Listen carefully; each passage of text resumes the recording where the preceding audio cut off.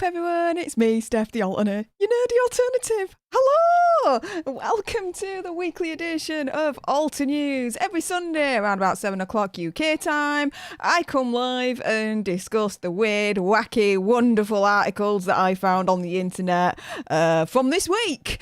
So, how is everyone doing?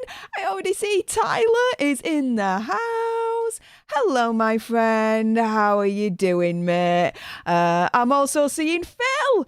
Hey up! Hello, my fellow Alter Nerd tribe leader. How's it going, my friend? You all doing well? Since I last saw you guys about 12 hours ago? Oh my goodness, that was a stream. But I was determined to binge watch all of Cobra Kai season 3. So if you guys missed that, you can actually see it on the replay. So, you know, just, I suppose, bear that in mind.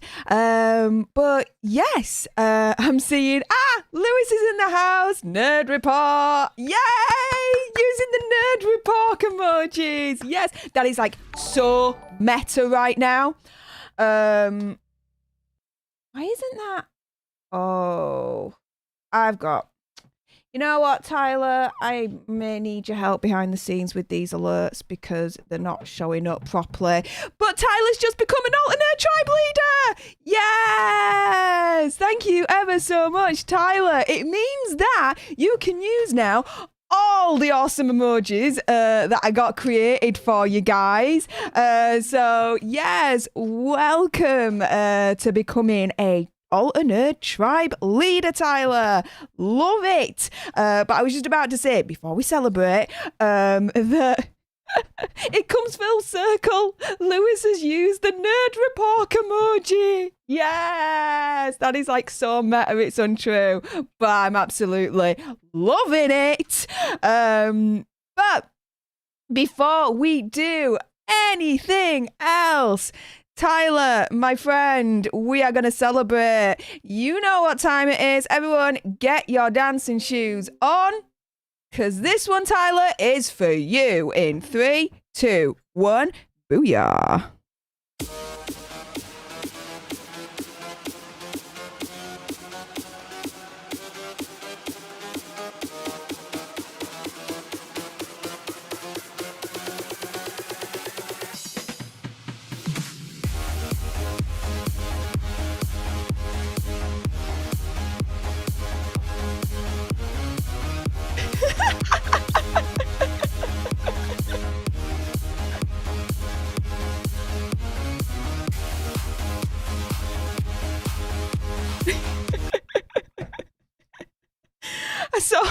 I saw it at the corner of my eye. Lewis was like, put Richard on because Richard's in the background. But I kind of blurred out the background a little bit because I'm in the process of getting a new background, guys. So don't worry, it's a coming. We're going to be looking more legit. Don't worry. But Richard just like turned around. I think I heard because I had my headphones in. It's like, what the F are you doing? Like, he doesn't understand our ways right now, but he will. And Lewis is like, put Richard on. I think the internet may explode if that happens, Lewis, but maybe one day that might happen. We shall see. But Tyler, that little mini celebration was for you. Thank you ever so much again for becoming an Alter Nerd tribe leader. And yeah, if you don't mind, not tonight, but sometime next week, if you don't mind, can I DM you so you can help me out with my alerts because they're not showing up right. They're cutting off and I don't know why.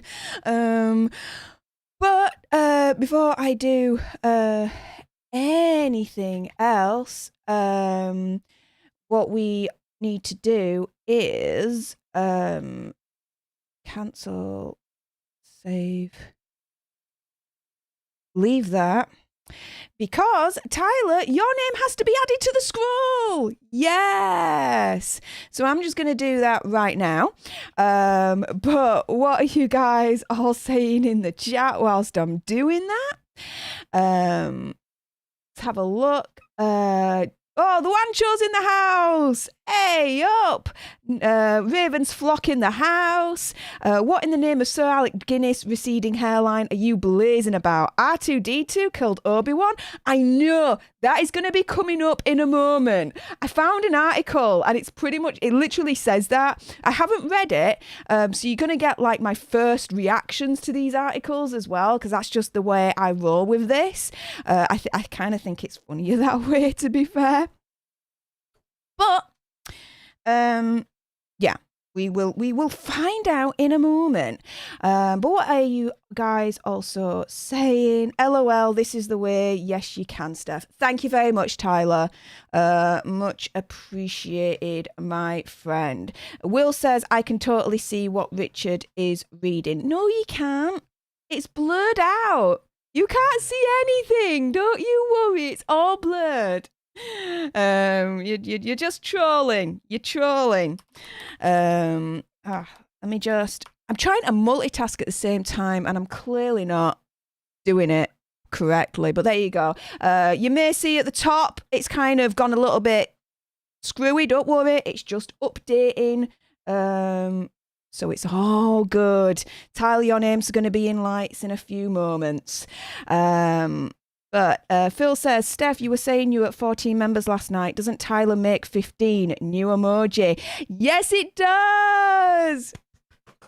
I'm so glad you remembered. Because I swear on my life I was going to say this. So 15 members means, yes, we are able to have a new emoji. Abso-freaking-lutely. So I'll be going to my graphic designer. We're going to go and design a new emoji for you leaders out there. I will be putting in the community tab, so keep a lookout for that, a new poll. The last poll that we did, Nerd Report, obviously won. I mean, come on. But if anyone has any ideas for the next emoji, put it in the live chat. Let me know. Give me some ideas and I'll put it in a poll, and then democratically, basically, whoever gets the most votes, that's going to be the next emoji. But, sorry, hang on a minute. What was that, Richard? No, you can't read what's on your screen now.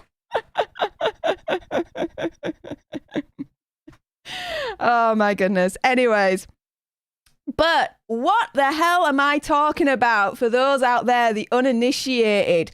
Well, guys, because essentially we are, let me just come back here for a moment because I'm signed into the wrong one. Let me sign into my personal YouTube. Here we go. Even better.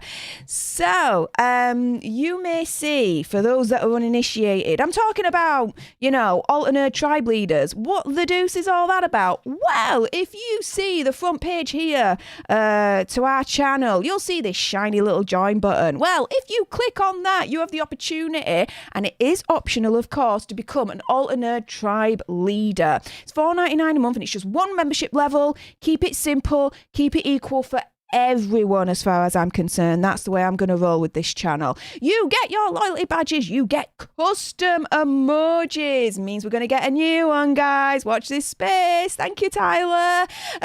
You are able to submit as leaders Alter News articles. So if you are, I don't know, just hanging on the internet and you think, ooh, that's an interesting, wacky and weird article. I'd like to know what Steph's Gob got to say about all of that. You can DM me. I will only accept submissions from my leaders, of course. But yeah, you can DM me, and as long as it's YouTube friendly, because we've got to consider that as well, then yes, I will get it included in the weekly Alter News segment. We're going to have member-only live streams yesterday night. Literally, I stayed up all night until literally about 6:30 in the morning, guys. We binge-watched the whole season of Cobra Kai Season 3. But the next watch party is going to be members only. So again, leaders, watch this space in the community tab. I will also be putting up a second poll so you can vote on what we're going to watch. Again, it's going to be democratic. It's going to be, you're going to be involved. We're going to make it happen. It's going to be awesome. And if not, I'll force it to be awesome. How does that sound? Regular member shout outs, as you can see at the top. We've got the rolling scroll because your guys' names definitely deserve to be in lights.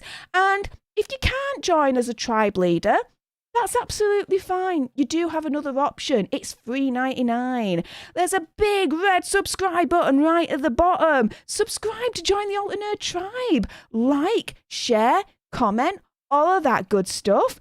And yeah, what are you guys saying in the chat before we get to the first article? Woo, woo, woo.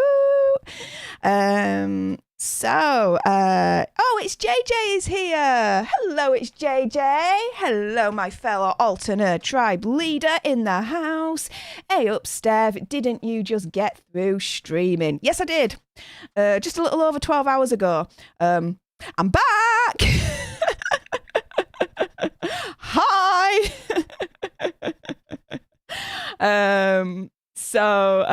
Will says, hey Philip, hey up Phil. Tyler says, LOL, my bank says I spent $4.99 at Netflix.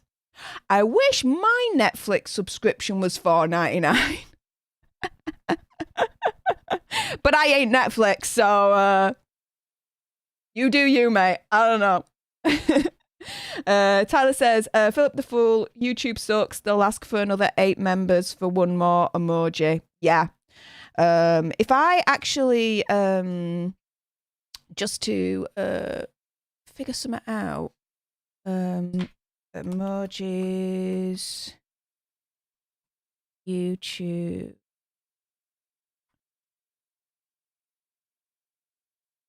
I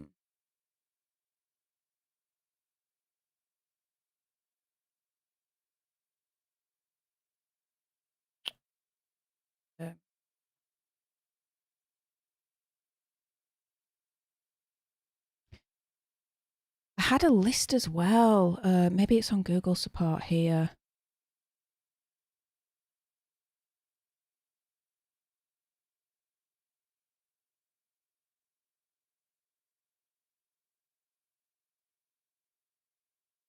I'll find it. I had like a list of how many members you could reach, and then it'd open up a new emoji and all that lot.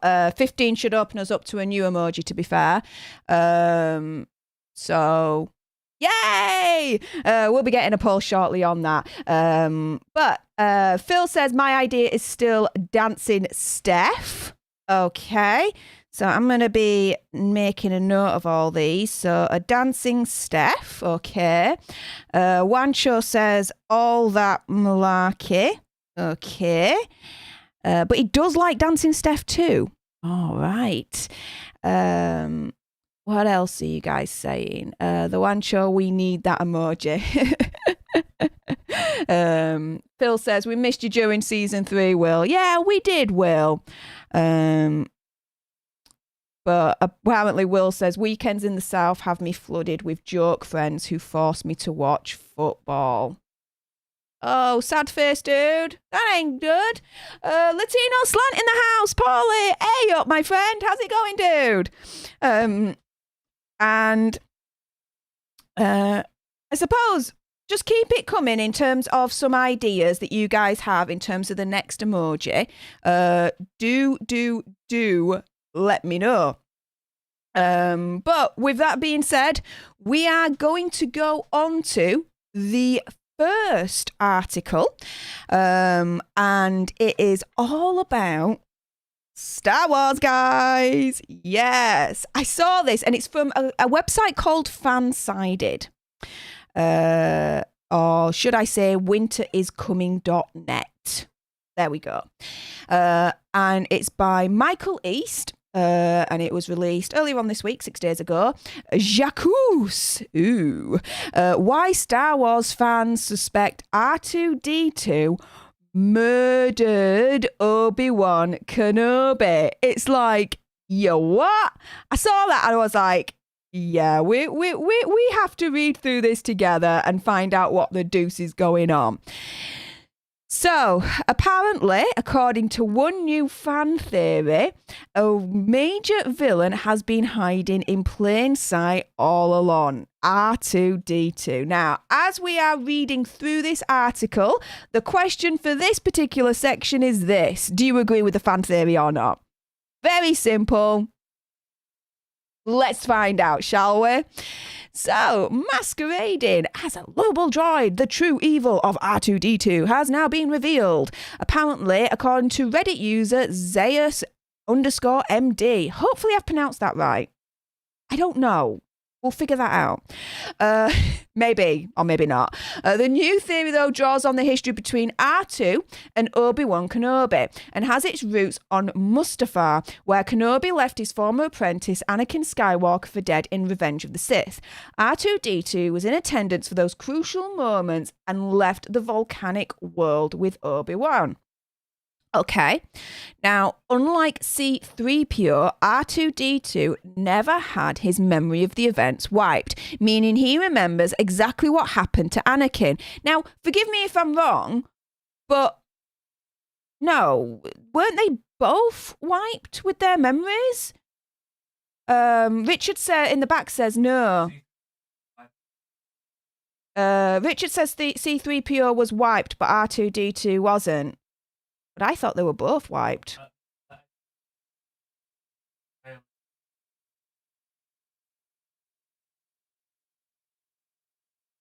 Right. Okay. So I don't know if you guys heard that at the end of the third episode, Revenge of the Sith, turns around on the ship and is like, are both the droids wiped?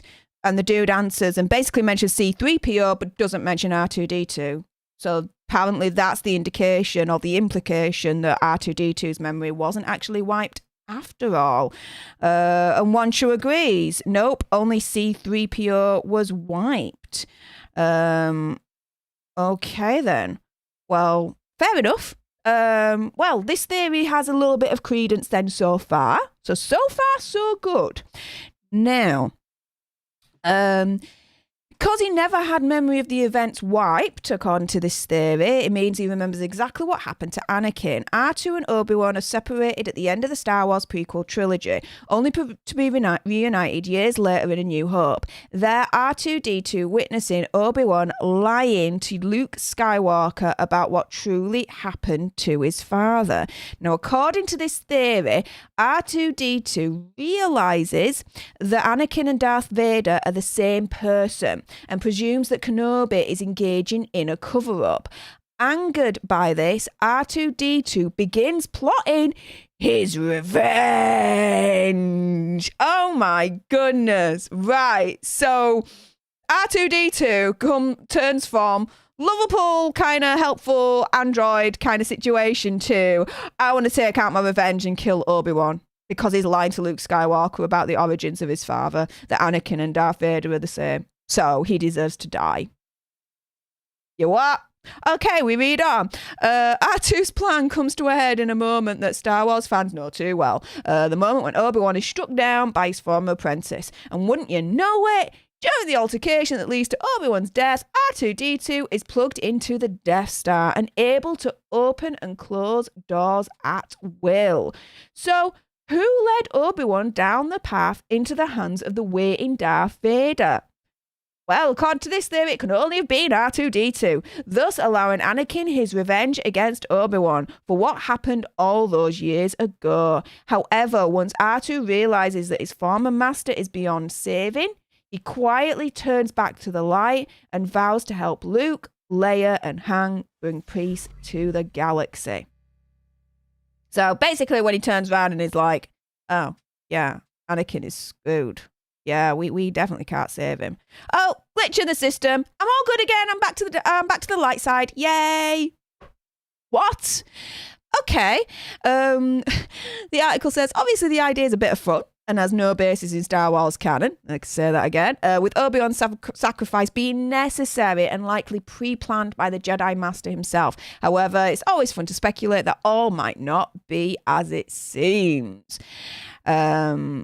Now, I'm very familiar with the whole theory of Jar Jar potentially being a Sith, which I think is quite funny. But if that theory's out in there, well, I suppose this theory can be as well, can't it? And perhaps Obi-Wan himself knew the truth. After all, in Attack of the Clones, the wise Jedi Master did say, well, if droids could think, there'd be none of us here, would there? So, yeah, you guys, that's the first article. Apparently, there's a theory that R2-D2 actually murdered Obi-Wan. And it was all some kind of revenge plot because Obi-Wan was basically lying to Luke Skywalker about Anakin struck Darth Vader and thought, you know what? Anakin can still be saved. I'm going to revenge you and kill you because you're lying and it's all blah, blah, blah. And I'm like, nah, this is all bull. Nah, I don't like that theory. What do you guys say in the chat before we get on to the next article? And Jean Rick, I see you, lass. Oh my goodness. Let's have a look. Yes, Latino Slant says, smash that like. Thank you ever so much, my friend. Guys, if you're watching on live or on the replay and you haven't done so already, subscribe to join the Alter Nerd tribe. Like, share, comment, all of that good stuff. But in the chat, let's have a look. It's JJ says, here's one, take all my money, LOL. That would be a great emoji. I saw that. I've noted that down. It's JJ. So thank you very much. That'll be part of the poll. And let's have a look. Everyone's saying, yeah, it was just C-3PO that was wiped. Will Morris says, Richard needs to hop on the stream. Hashtag co-host. Richard? I don't know if you guys heard that because my mic's quite cool in that regard when it comes to background noise like that. But Richard's response to that, Will, no disrespect, not an effing chance. It's not his thing. It's not his thing at all. So, Latino Slant says, protocol droid's mind wiped was the line. Yeah. So, it's left open to interpretation that it was just C-3PO that was wiped and not both C-3PO and R2-D2. Okay. That's cool. Yeah, Wancho says, quotes them, treat them well, clean them up, have the protocol droid's mind wiped. Bail Organa to Captain Antilles at the end of episode 3. Yes. Will Morris says, that article made R2-D2 sound more interesting than the films ever did. It does, doesn't it, in that sense? Like a revengeful R2-D2 that kills Obi-Wan because he's lying to Luke Skywalker about his father. Like, yeah. Does make it interesting, funny, yet interesting. Jean Rick, morning, Steph, and hello. Well, evening, Jean Rick, and hello. It is 25 to 8 in the evening in the UK. But hello, up to wherever you are in the world, my friends. And whilst we are on the subject of the wonderful Jean Rick, I'm sure at any moment in the not too distant future, Richard is going to be turning around again, looking at me, thinking, what the hell is going on? But Jean, being the wonderful lady that she is, has donated $5 to the stream.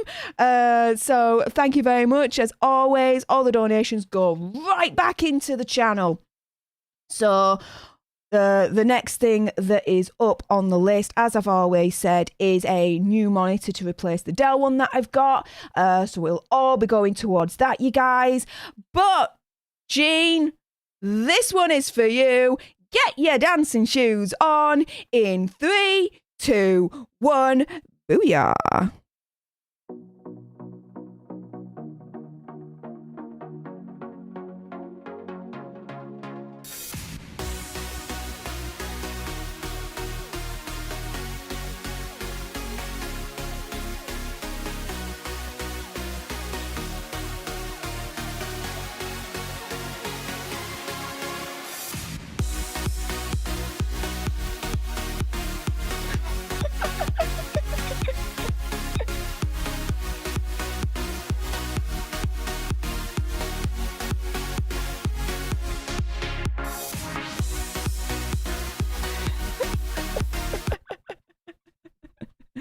I told you that was going to happen as well. He literally turned around and he was like, what the F?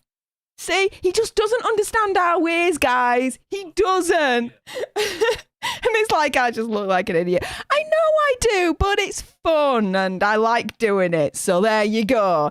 But Jean, thank you again for your generosity, my love. Really do appreciate it. Oh my goodness, as I get my breath back. Wancho says, well, R2-D2 is the main character of Star Wars, so why the heck not? But it's JJ says that's a BS theory. Yeah, I think it is. It's funny. I think it's a funny theory, but BS, yeah, I don't think I'd let that one fly, to be fair.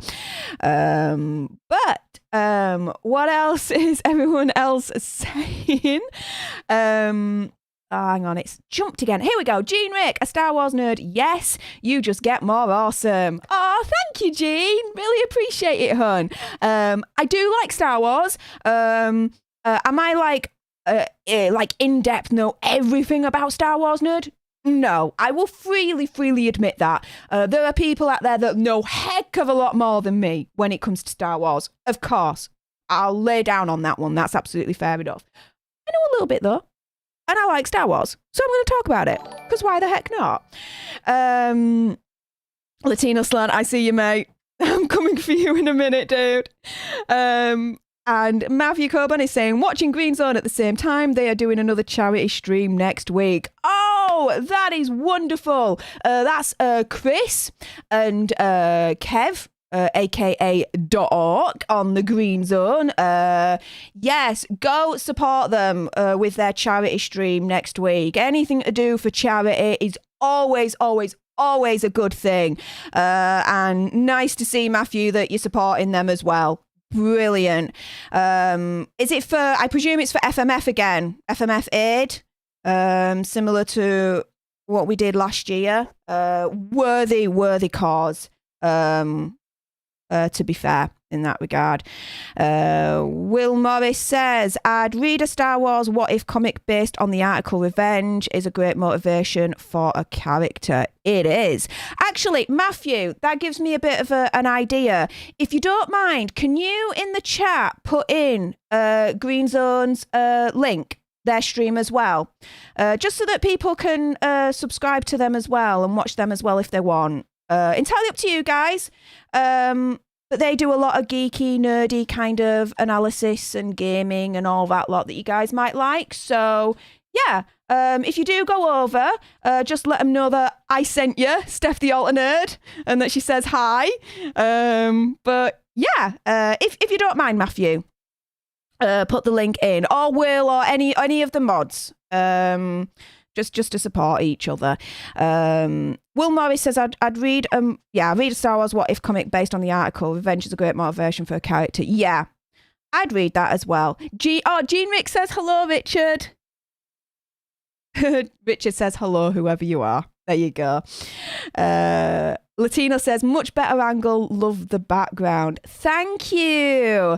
The background's going to improve. It's going to get better. I hope. I have an idea. It's going to come to fruition. We're going to figure it out. But whilst we're on the subject of Paulie from Latino Slant, firstly, if I can just go on to here, go on to there, do that. We need to, first and foremost, my friend, get you mod status. Or status. Yay! Paulie, you are now a mod. Welcome, my friend. But also as well, if you don't mind, put your link in the chat, dude, for your channel as well. Everyone, also go over to Latino Slant's channel, subscribe to him as well. He has kindly made me a co-host for his morning's brouhaha, Sunday morning brouhaha, every Sunday, and we just have fun, we chat, we geek out, we nerd out, and yeah, we just have fun. So Paulie, with my blessing, please pop your link in the live chat, show your tail feathers, Mr. Peacock, and yeah, let's get the show on the road. Jean Rick with the party dancing, whoop whoop. Rancho says, I wish we could get up with the get down to some Daft Punk on the stream, but these beats do very nicely. Yes, if anyone wants to know, I mean, DM me on Twitter at Stef The Alter Nerd, but I use Stream Beats. It is literally like copyright proof. You can use the music and you've got no fear of your channel, your stream getting taken down or anything. It's this dude that's created it, and yeah, there's so many different types of music as well. It's not just dance. There's R&B, there's rock, there's lo-fi, hi-fi, there's trance. There's a lot that he does. So if anyone wants more information on that, DM me at Stef The Alter Nerd. I will hook you up. I'll get you sorted, you guys. Tyler says she felt him looking. Course I did. But let's go back to Latino Slant because, oh my goodness, he's just sent in a $5 super chat for the dance moves and the brouhaha. You didn't have to do that, but I appreciate you, my friend, and thank you very much for your generosity. And we know, well, with what Tyler Cordalis says, she felt him looking. Yeah, I'm probably going to feel him looking again in a moment, because, Paulie, this one is for you. Everyone get your dancing shoes on again, because we're going to go in 3, 2, 1. Booyah, brouhaha.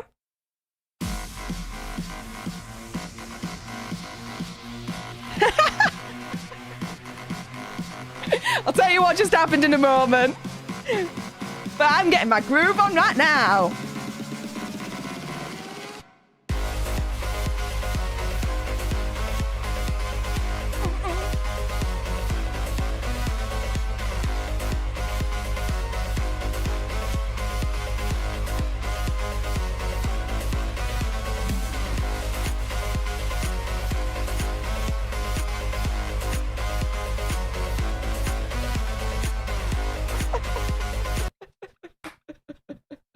I hope you enjoyed that, Paulie. That one was just for you. And literally, I don't know if it's, I think it might be on my Richard turned around with a lucky band and flicked it at me. So, yeah. That's what happened right at the beginning. Did it take me out of my groove, though? Hell no. Not on this channel. We dance because we celebrate these times. Yes. Ooh, okay. Before we get on to the next article, what else are you guys saying? Will Morris says, moves like Jagger and James Brown. Gene Rick is like, we love it. Yeah, do you know what? If you say I move like Jagger and James Brown, do you know what? I'm going to take that. That'll do for me, mate. That'll do for me. Will Morris is like, Richard's pretty much already co-hosting. He is, isn't he, a little bit? It's quite a fun one, this one, isn't it?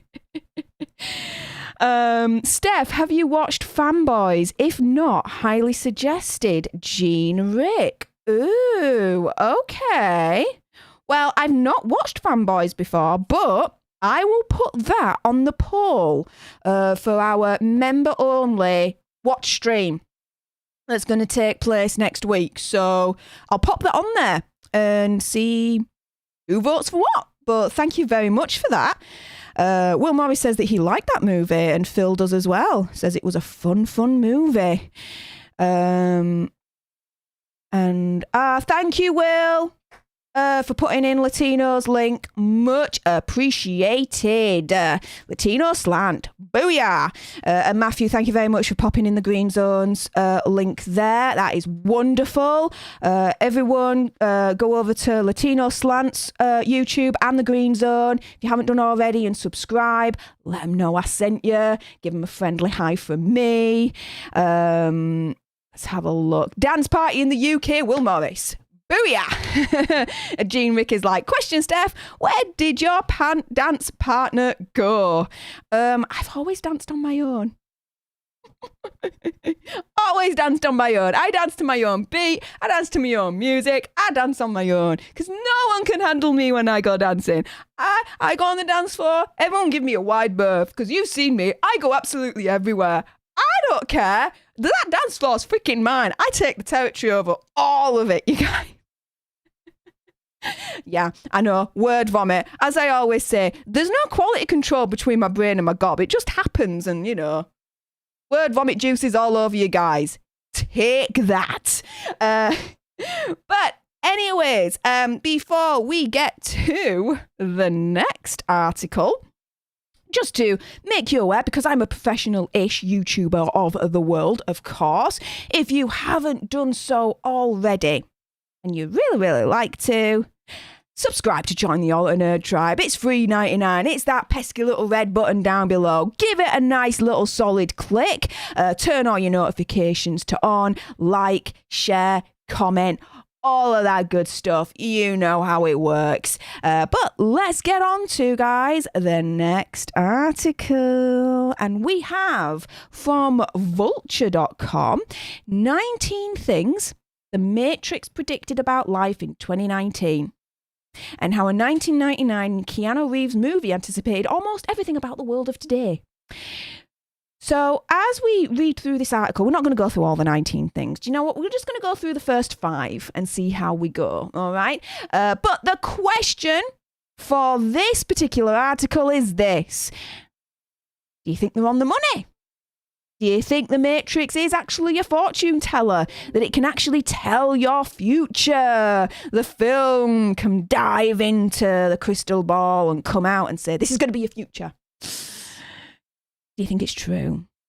Let me know in the live chat as we read through this article from thevulture.com. So here we go. Number 1. Our national aversion to reality. Okay. So it says, in an era when the president's lawyer can go on TV and splutter truth isn't truth, as if it's something everyone should know, the Matrix is omnipresent. It's not that the film was prescient, it didn't anticipate our world, but it anticipated and probably created a new way of viewing that world.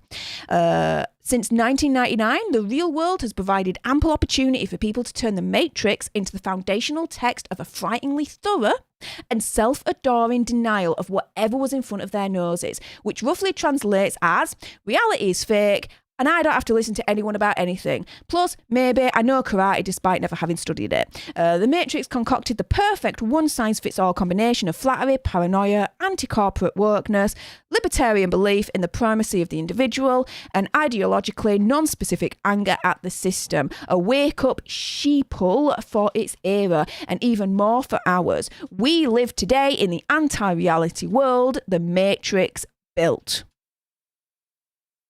Read more about Mark Harris here. Oh, thank you.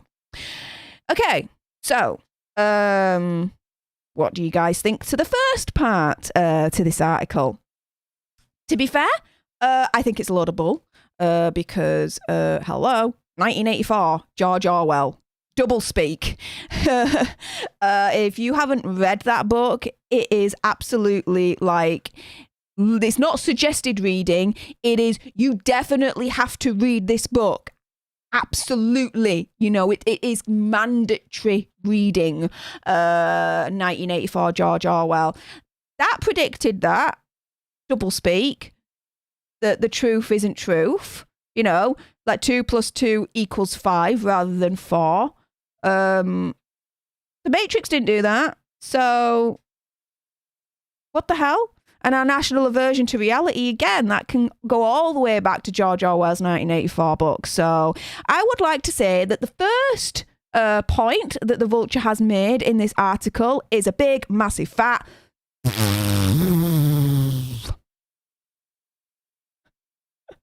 That might have invaded your ear holes a little bit too much if you had headphones in. I do not apologise. Next up is number 2, red pills, the involuntary celibate villains of the 21st century. You what? Here we go.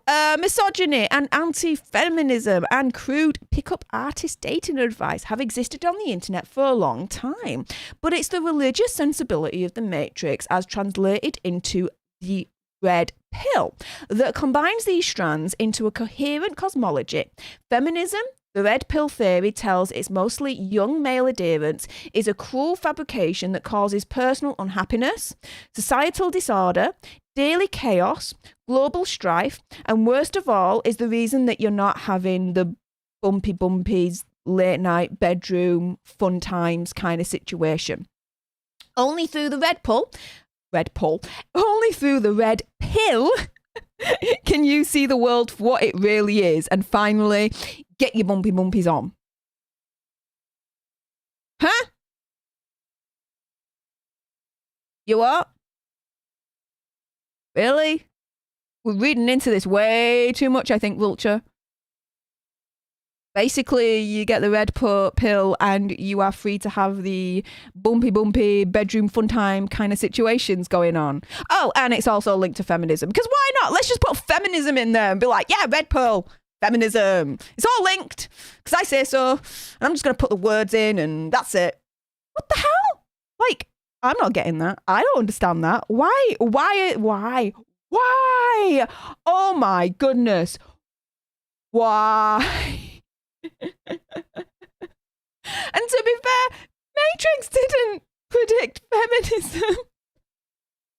And even then, like, yeah, okay, Neo was the one, Neo was the savior, whatever. But you've got Trinity, you've got Switch, you've got other female freaking characters, you've got the freaking Oracle, right?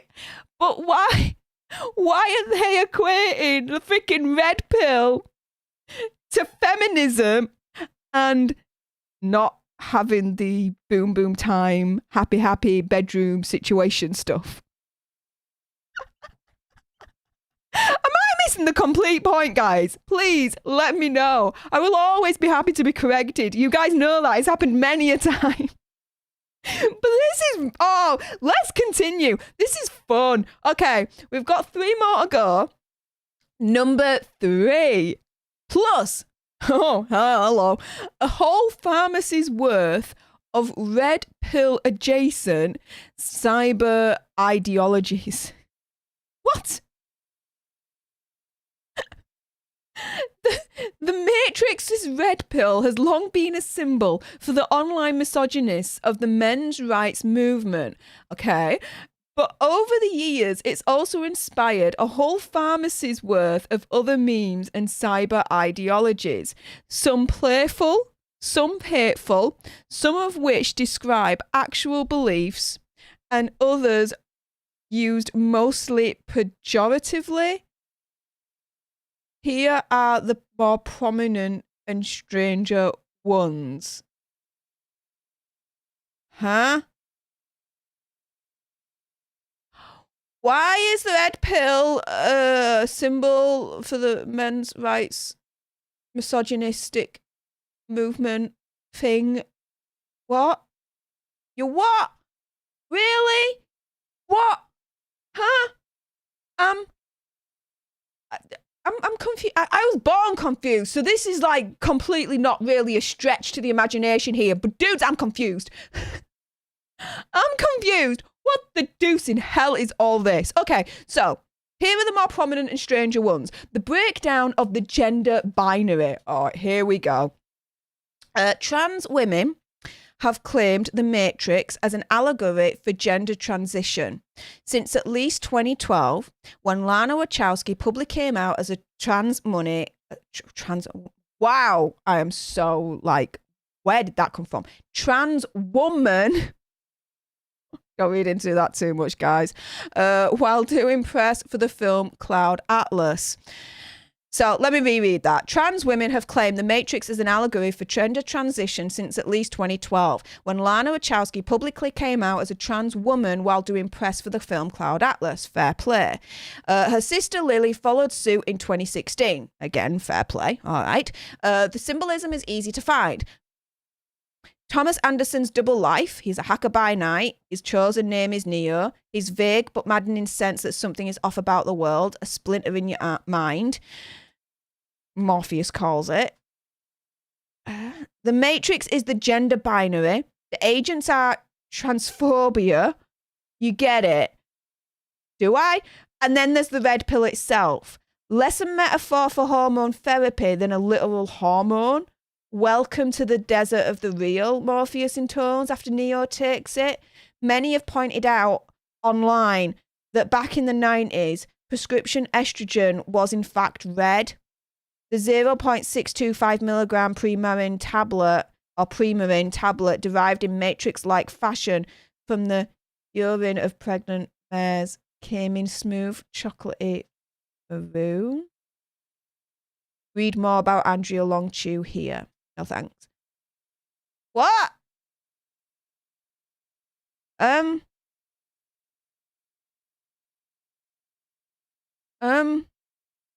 I'm lost for words on that one. What? Okay, so I've heard that, you know, the Matrix was an allegory for gender transition. I'd heard that, but I never actually found the explanation as to why that was, or was told it. And now I have. And now I'm even more confused. Now, if trans women are claiming that, you know, the Matrix is an allegory for gender transition, fair enough, all power to you. I'm not going to disagree. I'm not going to agree. That's for them, and that's absolutely fair enough. And before anyone tries to do one on me, identity is identity. Whoever you identify is all on you. You have that freedom to be who you want to be. I'm absolutely cool with that. Gay, straight, transgender, whatever you identify as. Freaking, we had an article, I remember, on Popcorn Planet, I think it was last year. Someone said that they identified as a tree. Fine. Okay, you know, do you. Fine. But Matrix is an allegory for gender transition, and that's the explanation as to why.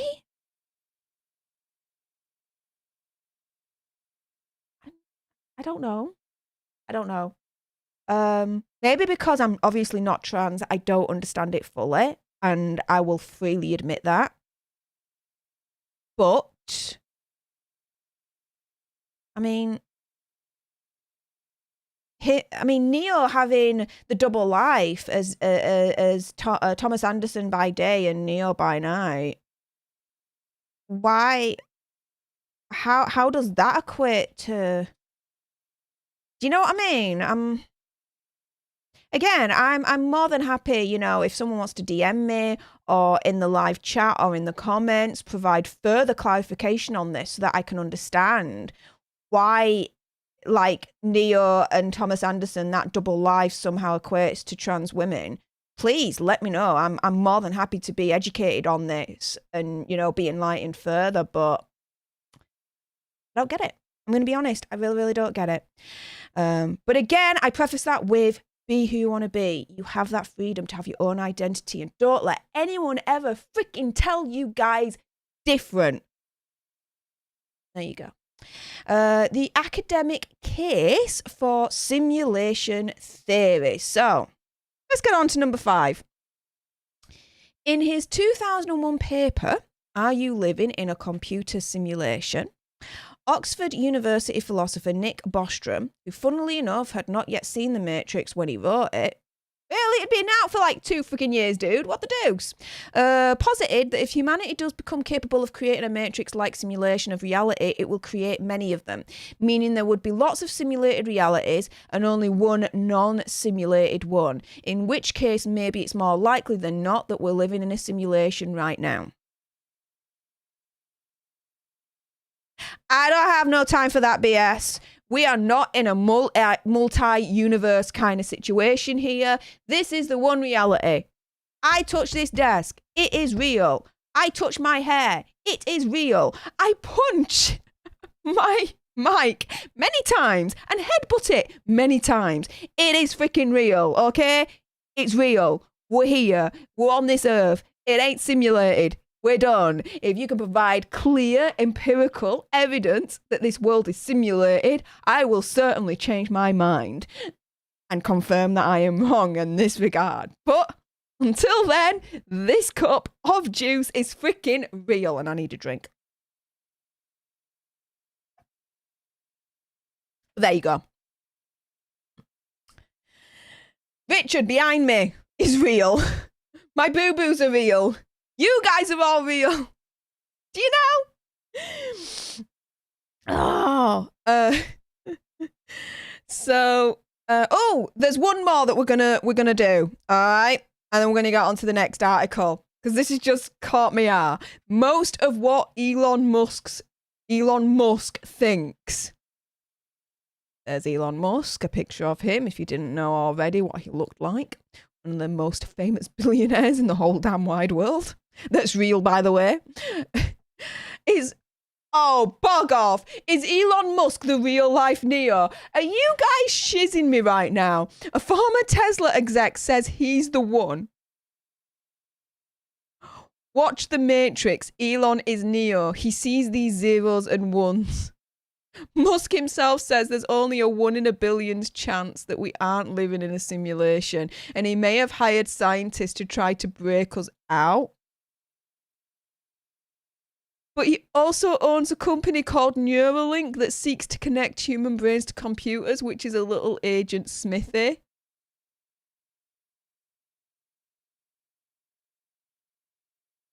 Dudes, I'm done with that article. What the hell?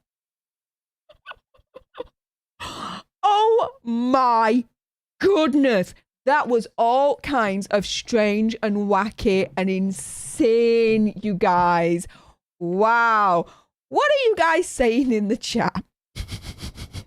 I'm quite scared right now. Let's have a look. Let's dive into it. And if you are watching and you're thinking, I can't type in the live chat. What the deuce is going on? Why can't I do that? Well, there's a reason why. You need to subscribe to join the Alter Nerd tribe. So that nice little red button beneath me, click on that. Click on the notification bell. Turn it all to on. Like this video as well, because you know that'd do me a solid. And then you'll have access to the live chat, and you'll be able to comment away to your heart's content, and I'll be able to interact with you and chat with you and all sorts of funness. But let's have a look what you guys are saying. So Gene Rick says, interesting. Concept time is a stream, and maybe the Matrix figured a way to tap into the stream. Okay. Next up, Will Morris says, hey, viewers. Oh, sorry. Yeah. Thank you, Will. I think I went a little bit John Campier there. And if anyone doesn't know what I mean by that, Google. But... whoops. Moving swiftly on. Phil says, yeah, they're reaching with that one. Yes. Will Morris, 1984 is such a mind F. It is, but it is so enlightening. I read that book for the first time when I was at university, when I was about 18, 19 years old. And oh my goodness, did that open my eyes. I have to admit though, as we're talking about really important books, the one that completely changed my life is Existentialism and Humanism by Jean-Paul Sartre. It's actually basically a transcript of a lecture that he did, but it is amazing. I was introduced to that book when I did philosophy at A-level, when I was about 17, 18 years old. So a year before university, pretty much. And yeah, that opened up my eyes. And to be fair, if you're religious, I respect that, don't get me wrong. But I was growing up a Catholic, went to an all-girls Catholic school. That book turned me atheist. Literally, it turned me atheist, that book. No word of a lie. So... warning, I suppose I should put there if you do want to read that book and you're religious. But anyways, moving swiftly on. Will Morris, pickup artists have existed long before the internet. This article has an odour to it. You think? I thought it had a little bit of a stinky odour too, I have to admit. Phil says, what are your thoughts on the new trailer? Oh, well, you need to watch the last episode on Latino Slant's channel. The Sunday morning brouhaha, because I actually live watched the trailer for The Matrix for the first time. So you got my first time watching reaction. So watch that stream. All I'm going to say for here is I'm worried. I'm worried for this film. And for the film as a whole, my argument is this. Neo and Trinity died. They're dead. They're killed. They're donezo. In the real world, right? Like, they're dead. It's gone, right? So, we're now seeing Trinity and Neo again in the Matrix in this trailer, right? Who is plugging in the real world into the Matrix and taking over the avatars of Neo and Trinity? Because I swear, if Matrix 4 turns around and says that it's freaking Trinity and Neo that's plugging into the Matrix again, I'm gonna scream blue freaking murder on that one, guys. There's gonna be a freaking rant for the ages. I promise you that. But does that make sense? That's my thoughts on it. But for my full all-rounded reaction to the Matrix trailer, go on Latino Slant's channel, the more recent Brouhaha episode that we did earlier on today. And yeah, that was all kinds of fun. I'll give him that. So let's have a look what you guys are also saying before we get on to the next article, which is all about Doctor Strange and his real identity for Spider-Man No Way Home. I know, right? Bringing you the quality articles on a Sunday. No, I'm not. I find what's strange and wonderful and bring it to your ear holes and eye holes. There you go. JJ says, no, Steph, the blue pill is for bedroom fun time. Very true, very true. The article is all kinds of wrong. They chose the wrong damn colour for the boom boom time, didn't they? It's not the red pill, it's the blue one. Exactly, JJ, exactly. Will Morris also says, Keenan Lonsdale from The Flash said that he identifies as a tree. There we go, that's the dude. I think he was joking, but I could be wrong. Okay. One show. I love this. This is if you guys aren't familiar, it's a pun from Descartes' cognito ergo sum, which means I think therefore I am. It's an a priori statement, or considered an a priori statement in philosophical circles. And one show here says cognito ergo Steph. Yes! I think therefore I'm Steph. I love that! Yes, Juancho. Yes. Maria with tea and telly. Hey up, hon. How's it going? Thank you for dropping by. And she's like, lady, have you not slept? LOL. Hey there, my beauty. Good to see you. Good to see you too, Maria. Yeah, I slept. Went to sleep at about 6:30 in the morning and didn't wake up until about midday. So yeah. I've had me hours, don't worry about it. But what a fun stream it was last night. Oh my goodness, it was. There were so many ups and downs with Cobra Kai Season 3. Oh, and the ending. Oh, the ending for Season 3 was freaking epic. I saw Wancho in the chat. He was like, watch it. I'm waiting for this and that. And he was like, that's the reaction I was hoping for in the end. Because my jaw just dropped. I was like, yes! And I am officially now on the hype train and I've bought first class tickets. I'm there. Dudes, I'm ready for Season 4. Let's get rocking for Season freaking 4 of Cobra Kai. And you know I'm going to be doing another stream binge watch for Season 4 as soon as it comes out. So watch this space all over my channel. Hells yeah. Will Morris says, we definitely are the one and only reality. Yes, Will. Yes, we are. Maria also says, was that satire? Seriously, are they kidding with that crapola? I think they actually were serious with it all. If it was satire, I'd understand more. But yeah, it was all kinds of craziness. That article. Will Marsh, yeah. He says, I think they're serious, Maria. Vulture is strange. Yeah. Tyler says, the Matrix always rebirths all the living people in the Matrix. As we see, Neo has always been in a loop, and the story is in a loop. What if they are just Trinity and Neo in digital form? Like they are just digital Ash in the digital urn. Which, Yeah, we know from Matrix 3 that when the architect turned around and said, you know, this isn't just the only version of the Matrix has been in existence, there's been ones before. We know that. We always knew that at the end of the end of the third film, that even though there was peace and, you know, people were getting free and it was all cool, that the Matrix would return.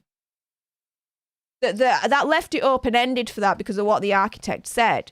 But the Matrix would return, it would learn from its previous version, and it would be stronger and more harder to hack into and more harder to get out. Now, in regards to what you mentioned there, Tyler and Will, it goes back to what I said previously, in that this is a new version of the trailer. Let's say new version of the Matrix. So let's say Matrix version 4.0. I'm going to keep that as simple as possible. Matrix 4.0. Okay. Yes, they could have the same avatars that are Neo and Trinity, but the person in the real world that's hacking into the Matrix, assuming the avatars of Trinity and Neo, cannot be Trinity and Neo in real life, in the real world. Because Trinity and Neo in the real world freaking died. They're dead. They're gone. They're like gone. There's no coming back from that, right? We saw their deaths. They're done. They're dead, right? So it's got to be someone else in the real world that's plugging into the Matrix and assuming those identities and those avatars of Neo and Trinity. So there you go. That's my theory, my speculation, my conspiracy, my whatevers. Maria says it was off the charts great. It was. I enjoyed it so much, and I thank you and everyone that kept me company all through the night as I was watching it. It was wonderful, and I'll certainly be doing that again. The One Show says you should check our recap from last night, Steph. We had an amygdala attack about the Matrix, and it's closer to Matrix 7.0. Ooh, I will be looking at that afterwards. Thank you for that, my friend. Anyways, before we get on to the next article of the situation at hand, you guys, just to make you aware, if you haven't done so already and you're watching live or on the replay, subscribe to join the Alter Nerd tribe. Like, share, comment, all of that good stuff. It makes sense. It's $3.99, and if you can, and it certainly is optional, if you would like to be an Alter Nerd tribe leader, there is a way that you can become a leader. There's a nice shiny button there that you can see on the front page that is join. And if you click on there, only one membership level, $4.99, you could become a leader, you get your badges, you get your emojis, and you get extra perks as well, extra exclusive content from me. And the watch party that I was just discussing, well, the next one will be for members only, Alter Nerd tribe leaders. I will be putting up a poll shortly of what we're going to watch first. Basically, whoever gets the most votes, that's what we're going to watch. So if you don't want to miss out on that, and you can do so, then by all means, become a leader. Join our exclusive fraternity. You are more than welcome. But with that being said, let's get on to the next article. And we've got from CBR.com. 10 Marvel characters that could be wearing Doctor Strange's face in Spider-Man No Way Home.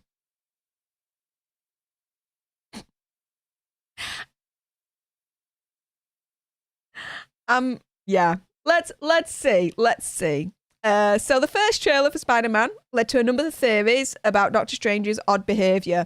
But is that even really Doctor Strange? Okay then. So who could it actually be?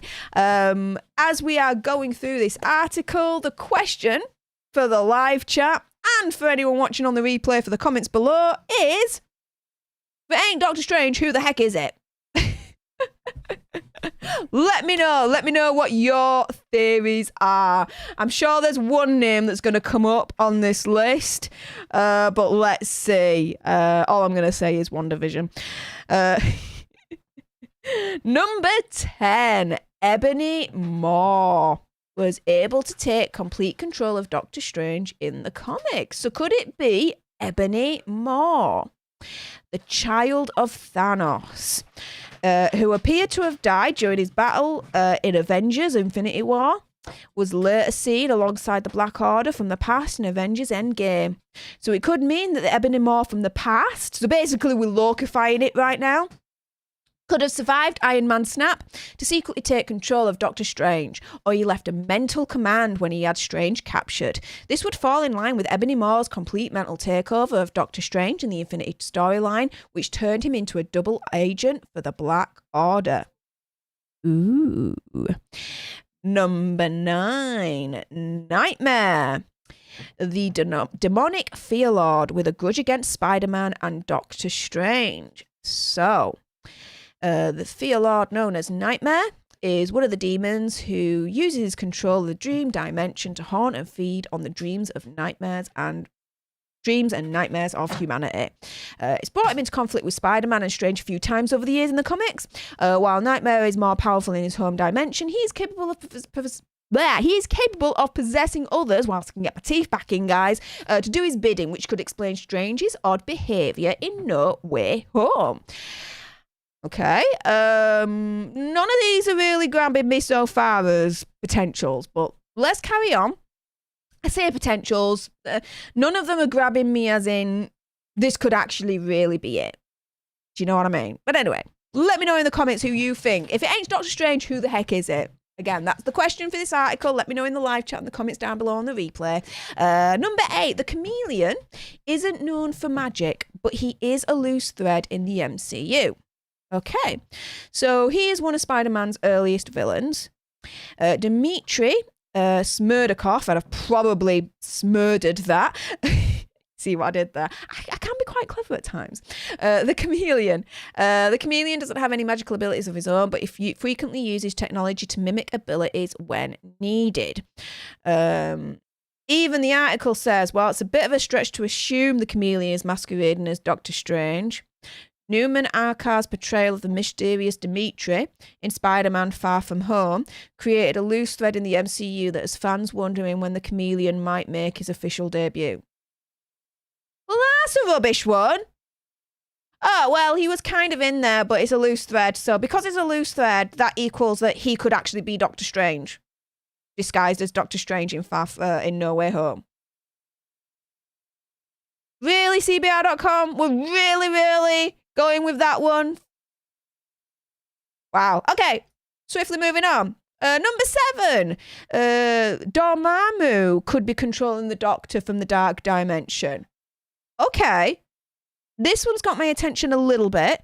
So in the 2016 Doctor Strange film, we were introduced to Dormammu. He was basically the main big bad behind Caecilius, ruler of the Dark Dimension, who had gathered Caecilius and his followers to help him leave his dimension and spread his evil to Earth.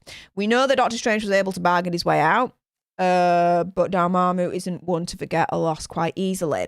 Maybe trapped within his own dimension, but Dormammu has frequently been able to use his dark magic to subvert the will of others and take control, which could mean he's manipulating Doctor Strange from the sidelines in No Way Home.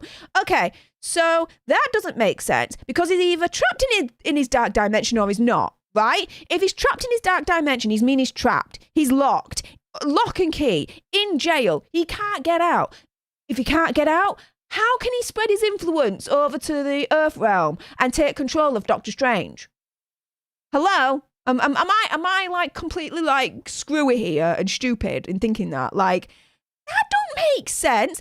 You see, it grabbed my attention for like 2 seconds, and now I'm thinking I'm debunking that shiz like once and for all. Anyways, let's see if we can debunk some more. I think I've debunked that. Let me know in the chat. What do you think? Number 6. No Way Home's Doctor Strange could be one of Secret Invasion Super Skrulls. Oh. This is grabbing me more. Because we do have the upcoming secret invasion coming up.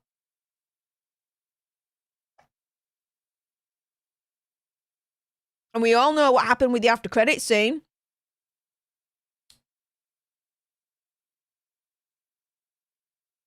With Nick Fury. Ooh, my mind's going a million miles a minute. Let's read this.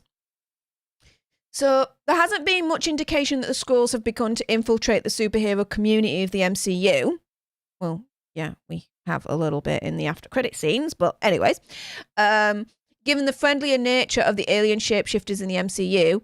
However, the upcoming Secret Invasion series on Disney Plus on the post-credit scene for Far From Home has teased a larger role for the Skrulls in the MCU. So in the comics, the army of super Skrulls with the merged powers of Marvel heroes, including Doctor Strange, attacked Earth during the Secret Invasion event. So it's possible the Skrulls are taking a more subtle approach to their infiltration by replacing Doctor Strange with a mystically enhanced super Skrull. Yeah. Yeah. Yeah, that I can be on board with. This I can be on board with. Let me know, do you agree? Super Skrull. Super Skrull could be Doctor Strange. Yes. Or should I say Doctor Strange could be a Super Skrull? Hello, get it the right way around, Steph. You know, English language. Get it right? Anyways. Oh my goodness. Yes. I can be on board with this theory, guys. I really, really could. That makes more sense than what we've read so far. To me, anyway. Number 5. Loki has become the Sorcerer Supreme and masqueraded as others many times. I'm calling BS on this one straight off. Loki is lost in the timeline. Like, timeline, all the dimensions. He's gone. Like, this ain't... No. MCU was recently altered due to the events of Loki on Disney Plus. Exactly. Which revealed the existence of a timeline monitoring organization known as the TVA. But it's also possible Loki's up to his old tricks in Spider-Man No Way Home. How? Where we left him in the Loki series, dude was lost. Like, quite literally. Between, like, multiverses, like... Dude ain't around much at the moment. He's got a bigger fish to fry. But Loki's magics have frequently enabled him to change his appearance. Okay. And he's also briefly served as the Sorcerer Supreme of Earth, where he even shared an adventure with Spider-Man. The mischievous wink from Doctor Strange in the trailer might be a small clue that the god of mischief could be hiding under Doctor Strange's face. I don't get that one. Nah. Not with the way that it was left with Loki on Disney Plus, guys. Nope. Number 4, Xandu is a powerful sorcerer who has frequently faced Spider-Man and Doctor Strange. I have to admit, guys, I'm not that familiar with Xandu. So let's have a look at what it's saying here. So most of Spider-Man and Doctor Strange's early adventures occurred with the Marvel team-up title. They dealt with a powerful sorcerer known as Xandu, who was attempting to bring back the love of his life using Strange's wand of WOAH. Over the course of the series, Xandu showcased his ability to take control of other heroes like the Hulk or Scarlet Witch with ancient artifacts. Hey, to be fair...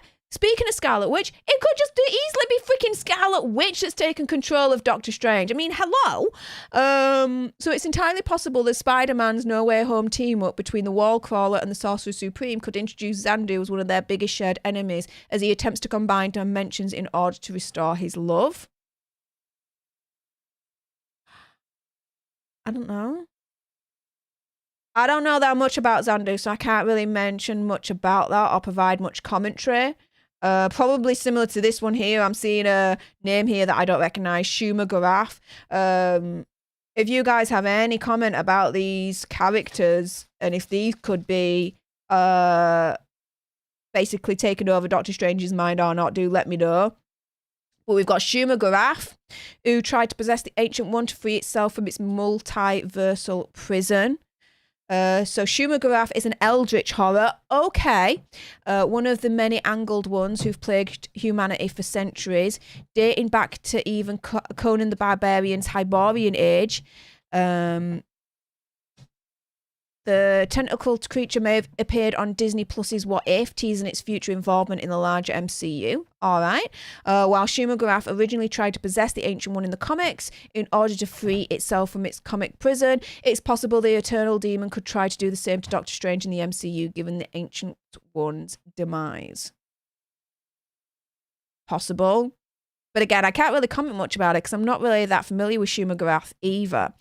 Number 2, What If introduced a dark version known as Strange Supreme who destroyed his reality? So Marvel Studios have started to explore alternate realities of the MCU in the What If series. So in the Doctor Strange episode, it explored a reality where Doctor Strange was inspired to seek out a mystical power in order to resurrect his love, Christine Palmer. He went to extreme measures to bring her back, which resulted in his evil turn as the incredibly powerful Strange Supreme, whose actions destroyed his own reality while he survived in a limbo between worlds. So it's possible that that episode was setting up possible threats across the live action MCU, which means Strange Supreme could possibly be hiding out in Spider-Man No Way Home. I'm calling BS on that one. No. I think it's more plausible that it's going to be a Super Skrull. Super Skrull is still my favourite theory out of this list so far. That would make more sense. And then number 1, I told you, I hinted at it, WandaVision. They were gonna obviously mention Mephisto in this list. How could they not, you guys? Like, seriously. So, what have we got? Mephisto has a unique place in the original comic storyline adapted by No Way Home. Guys, we can scream for Mephisto no matter what. I don't think he's coming, guys. But here we go. This is laughable. The looming threat of Mephisto has been rumoured since WandaVision first launched on Disney Plus. Rumoured? We were speculating that it was Mephisto behind it all in WandaVision. Not that it was rumoured. Dudes! It's become a running joke, yes, with each new release that Mephisto will finally make his debut in the MCU. Yeah, no.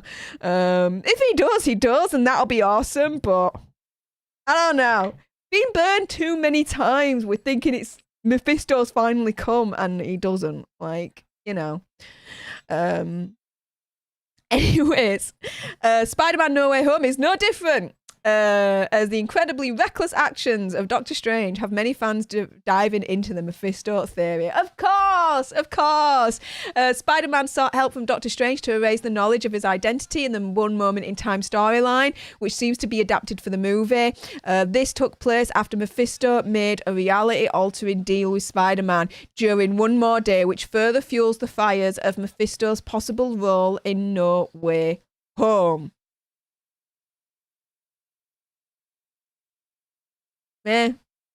Yeah, nah. They're looking into that way too much. I really don't think it's gonna be Mephisto, guys.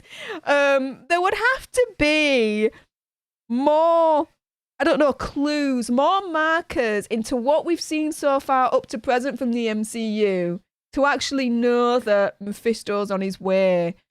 But we've not really had any indication. We've not really had any clues to my knowledge of what I've seen of the MCU so far to think, yes,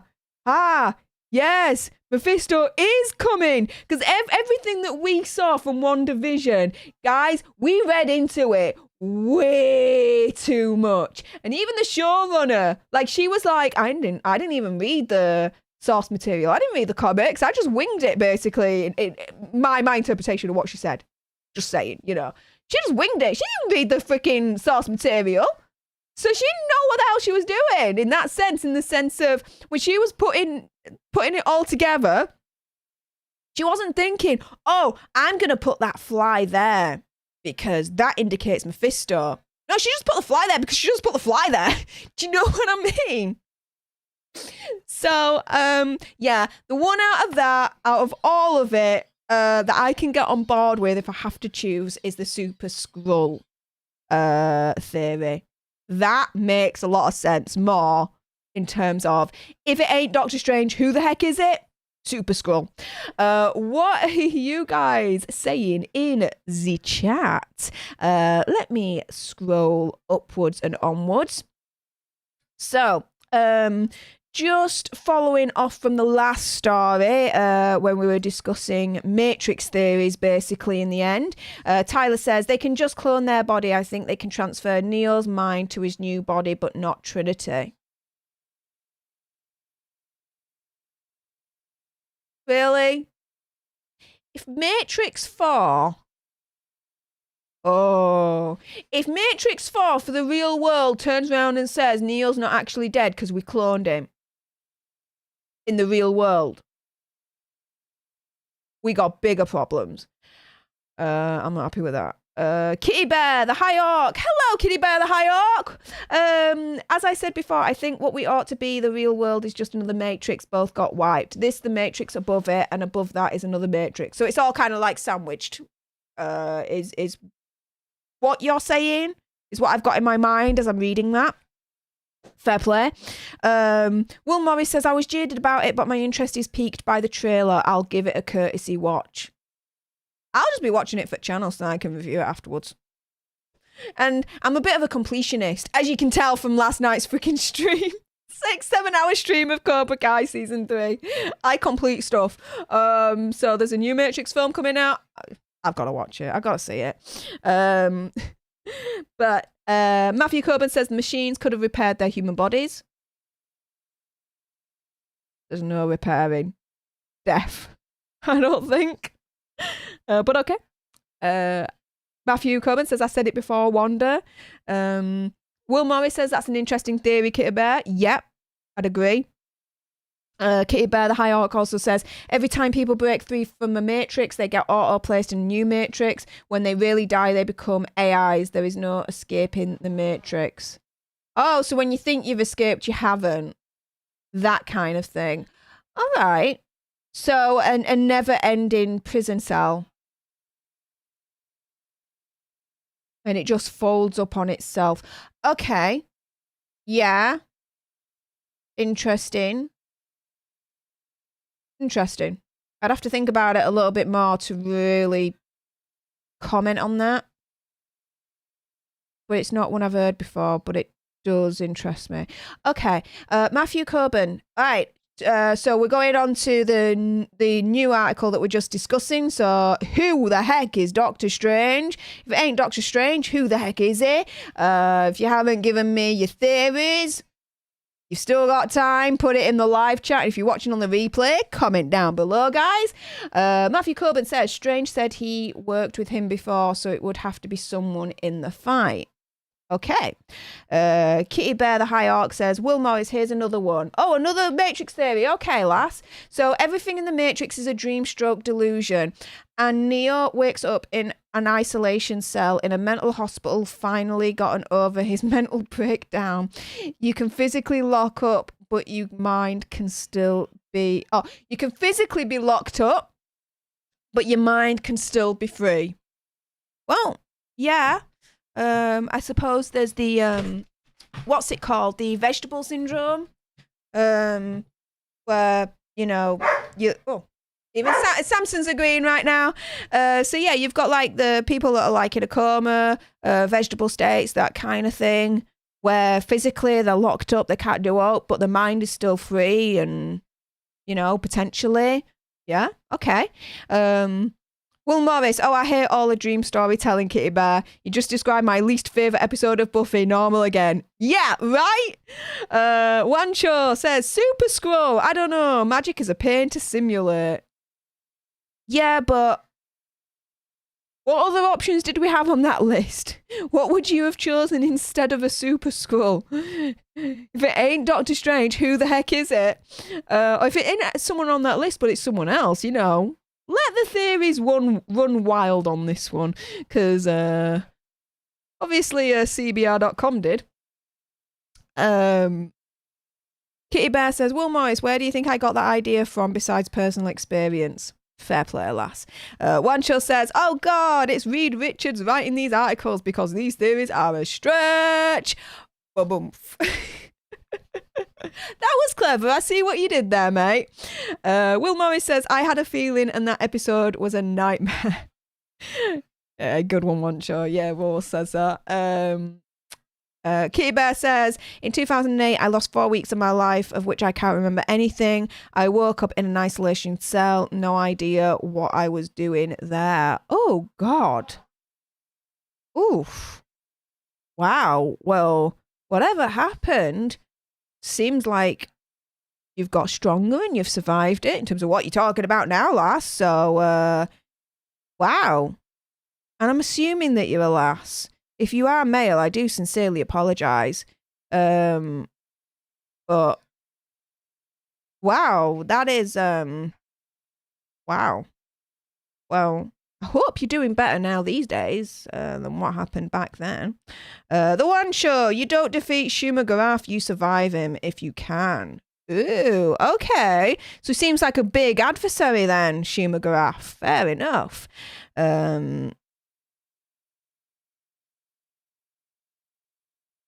The Kitty Bear says that the One Show, that's joke fell flat, man.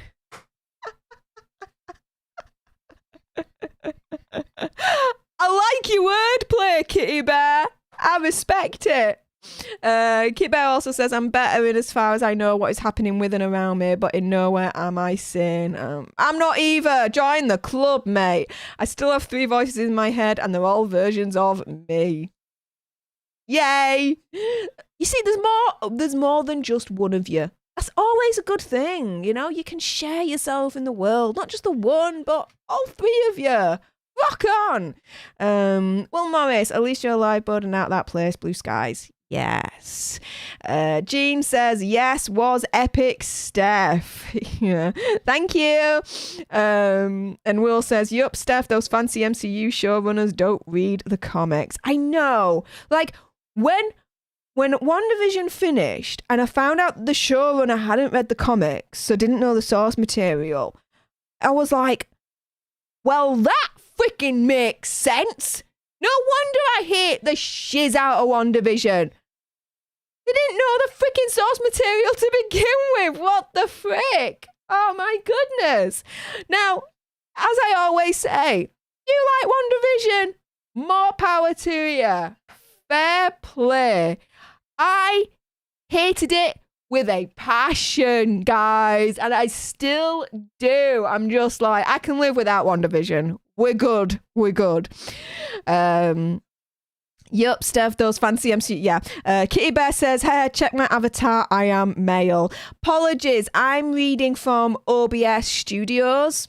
There's a live chat on the right-hand side of the program where I can see you all. Avatars are pretty small. But thank you very much for letting me know that you're male. Much appreciated. Sorry that I misgendered you. I didn't mean to do that and I didn't want to cause any offence. And if I did, I sincerely apologise. But thank you very much for clarifying that for me, mate. Mucho appreciato. But anyways, before we get on to the next article, which we are going to be talking about The Legend of Zelda, the wildest fan theory yet, according to Den of Geek. And you know I love my Zelda. Zelda Ocarina of Time is my freaking jam on toast. I don't know why I said jam on toast, but it just went there. So we're working with that, guys. If you are watching live or on the replay and you're thinking, I like what's coming out of Steph's gob, I would like to hear more for my ear holes, and the visuals are quite pleasing for my eye holes.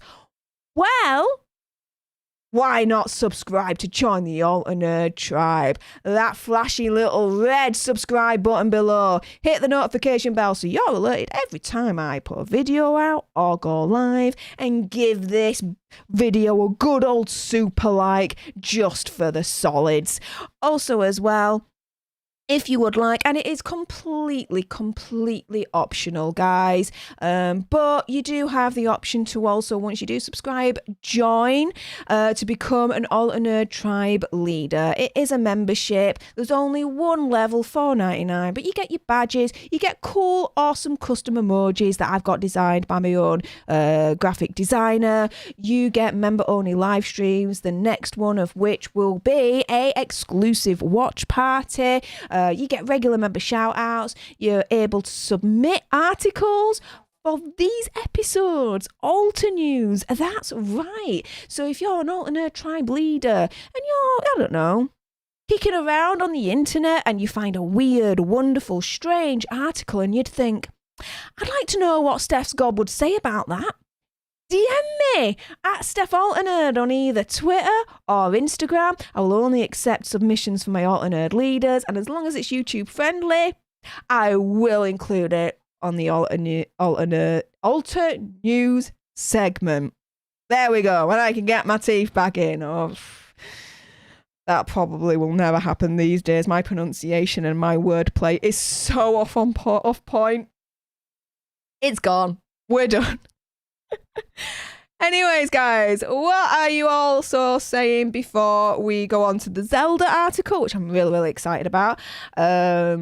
So Kitty Bear says, I stopped watching WandaVision after the first episode. You saved yourself a lot of pain. You really did. I watched it right to the end because I was really genuinely thinking that it was going to redeem itself right at the end. Like, it had to, but it just fell so flat. Oh my goodness, it was so disappointing. So yeah, you're not missing out much, Kitty Bear. You know, you're cool not watching the full WandaVision as far as I'm concerned. Gene Rick, subscribe, you know you want to. Kitty Bear says, I don't care about misgendering or whatever. I think just it's funny. I've been called Kitty for 21 years online and in real life by people. It's just too funny. Fair play, mate. Fair play. Appreciate your honesty. I appreciate your candor and your understanding. Mucho appreciato. Why Kitty though? Why Kitty Bear? Where did that come from? I need to know now. I'm so intrigued. Why Kitty Bear? Like, please, if you can and you're comfortable enough, let us know in the chat. Will Morris says, I actually wish that I did that. I know most people like that show, but it fell flat with me. Yeah. Hindsight's 2020, right? And Kitty Bear says, I hate my real name. I got bullied with that worse than being called Kitty. Oh. Well, I'm sorry to hear that you were bullied. I understand. I unfortunately was bullied at school. But it's all good now. Yay! And Kitty Bear says, WandaVision episode 1 is the last MCU thing I watched. Not bad. I'd put Falcon and the Winter Soldier wasn't too bad. That was all right. It wasn't great. It wasn't brilliant, but it was all right. Loki was hit and miss. Some episodes I loved. Other episodes I thought was absolute trash. Marvel's What If, I haven't even bothered watching one single episode of Marvel's What If. I can live without that, just like I can live without Agents of S.H.I.E.L.D., Agent Carter, that kind of thing. And I saw Shang-Chi last week. There is a 1-minute review if you would like to see that after this stream on the channel for Shang-Chi. But suffice to say, not the best Marvel film ever. And I shall leave it at that. If you'd like to know more, watch my review. Thank you very kindly. It's literally like less than 1 minute. My reviews are less than 1 minute long, guys. I get to the point. I either tell you if it's good or not, give you a short reason as to why, and then that's it. I can't be like reviewing something for like 8-9 minutes. They're just like, you either like it or you don't. This is the reason why we're done. So yeah, that's my philosophy on that. Anyways, let's crack on to the next article. Yes, and this is from denofgeek.com. Here we go. The Legend of Zelda's wildest fan theory says Link is the real villain. All right. Now, let me know when I can rearrange my mic. There we go. Let me know in the live chat. And if you're watching on the replay, the comments down below. The question for this article is this. Do you agree that Link is the real villain of The Legend of Zelda or not? If you think he is, why? If you don't, who do you think is the real villain of The Legend of Zelda? Let me know. And just as a side one, what's your favourite Legend of Zelda game? Mine is Ocarina of Time, as if you can't tell already with what I just said earlier on. But there you go. I'm going to put that out there into the universe. What's your favourite Legend of Zelda game? Let me know. Anyways, this article is by Matthew Bird. Came out very recently, just towards the end of August 31st. So let's go through this article and see if this dude is reaching or not. So, let's see. So, it's possible that you've heard variations of this theory, but it essentially amounts to Link is occasionally a bit of a jerk.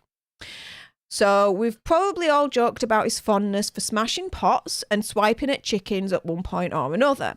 And it's certainly amusing to think about how some of Link's basic actions probably would ruin a Hyrulean NPC's day. This isn't that though. This particular theory is truly wild, deep dive into the Zelda universe that at the very least shows you how confusing and unwieldy the franchise timeline really is. No, it's not. No, it's not. Come on. You may be wondering whether or not this is related to the theory that Breath of the Wild 2 will ultimately be a Ganondorf origin story. Now, that would be freaking awesome. Wow. That plays with the idea that Ganondorf is actually a kind of twisted hero stroke anti-hero, which is itself a popular fan theory. After all, if Ganondorf has been something of a tragic figure for years, then surely you could make the argument that his greatest rival could be seen as the villain. Okay, so switching it on its head. All right, I'm not adverse to this. However, that's not what we're really talking about here. While there are some who would certainly argue that Ganondorf is a tragic hero and Link is a villain theory, are naturally connected to some degree, the more popular version of this particular theory is based on the idea that so many of Hyrule's darkest days can be attributed to Link's actions, or in some cases lack of action, that has given rise to the idea that Link is somehow cursed. Well, dude, he's either cursed or he's a villain. Let's, figure yourself out. Hopefully he does later on in the article. Interestingly, there's a degree to which that is true. After all, Link is the hero of time, who is called upon and reincarnated when there's a great evil that needs to be vanquished. There's a bit of a chicken and egg thing at play here, but if you see Link running around Hyrule, it likely means that something very bad is actively happening. Legend of Zelda games would be pretty boring if that wasn't the case. Well, yeah, and still, if you're going to buy into this curse idea, you'd somehow need to prove that there is a canonical scenario in which Link being defeated somehow led to things getting better for Hyrule. And funnily enough, it turns out that actually happened. Well, kind of. Well, it did or it didn't. Like, come on. See, Ocarina of Time's ending splits the Zelda timeline into 3 branches. One where Link defeats Ganon and lives on as an adult. One where Link is sent back to his childhood after defeating Ganon. And one where Ganondorf/Ganon actually defeats Link. Each timeline eventually results in different Zelda mythologies/games. What? Ocarina of Time only ends one freaking way. As long as you play it right, you defeat Ganon/Ganondorf, and then you retrieve the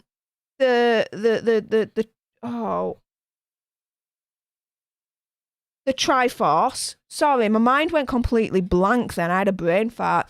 You achieve the full Triforce. You go back to Princess Zelda. It's all sorted. And then Zelda takes back the Ocarina of Time and then puts you back. And that's it. There is no way in Ocarina of Time where it ends, where Ganondorf stroke Ganon defeats Link. That is out. There is no way where Ocarina of Time ends with Link defeating Ganon and living on as an adult. That don't happen in the game. That literally does not happen. It doesn't. So that is reaching that there's 3 branches that the Ocarina of Time splits. No. Am I being too basic here, guys? Please let me know. But maybe it'll explain more here. So, for example, Link defeats Ganon as an adult timeline. So that plays out in the Wind Waker, Phantom Hourglass and Spirit Tracks, based on the idea that Ganondorf was eventually able to escape the prison he was confined to following Ocarina of Time, because no new hero of time appeared. The 3 golden goddesses decided to flood the land and trap Ganondorf themselves. He eventually escaped through, though, and the hero of time was resurrected once more. No. No, because right after Ocarina of Time, you've got Majora's freaking mask. No. In the child timeline, which plays out in Majora's Mask, Twilight Princess and 4 Swords, Link is able to live out the rest of his childhood following the events of Ocarina of Time, which strangely turns out to be kind of a blessing and a curse. So Majora's Mask and Twilight Princess are not only 2 of the darkest Zelda games, but you could argue that some of the specific events that led to those games being so dark could have been avoided if Link hadn't been allowed to stick around as long as he did in this timeline. Actually, the other timelines prove that things would have gone differently. Okay? And what about the timeline in which Link is defeated in Ocarina, though? He's not defeated! He beats I beat Ganon and Ganondorf when I play it. I don't get defeated. What the deuce? Well, in that scenario, Ganondorf is able to achieve incredible power after wishing upon the Triforce. The Knights of Hyrule eventually able to hold him off long enough for the 7 sages to seal Ganon and his army in the Dark World. And that leads to the events of the Link into the Past, Oracle of Seasons Stroke Ages, and Link's Awakening. Between those games and the events of the first Legend of Zelda, there's actually a period in the timeline known simply as the Golden Era, where Hyrule enjoys a prolonged period of peace and prosperity. Mind you, this period of prosperity occurs in the one timeline where Link is actually defeated.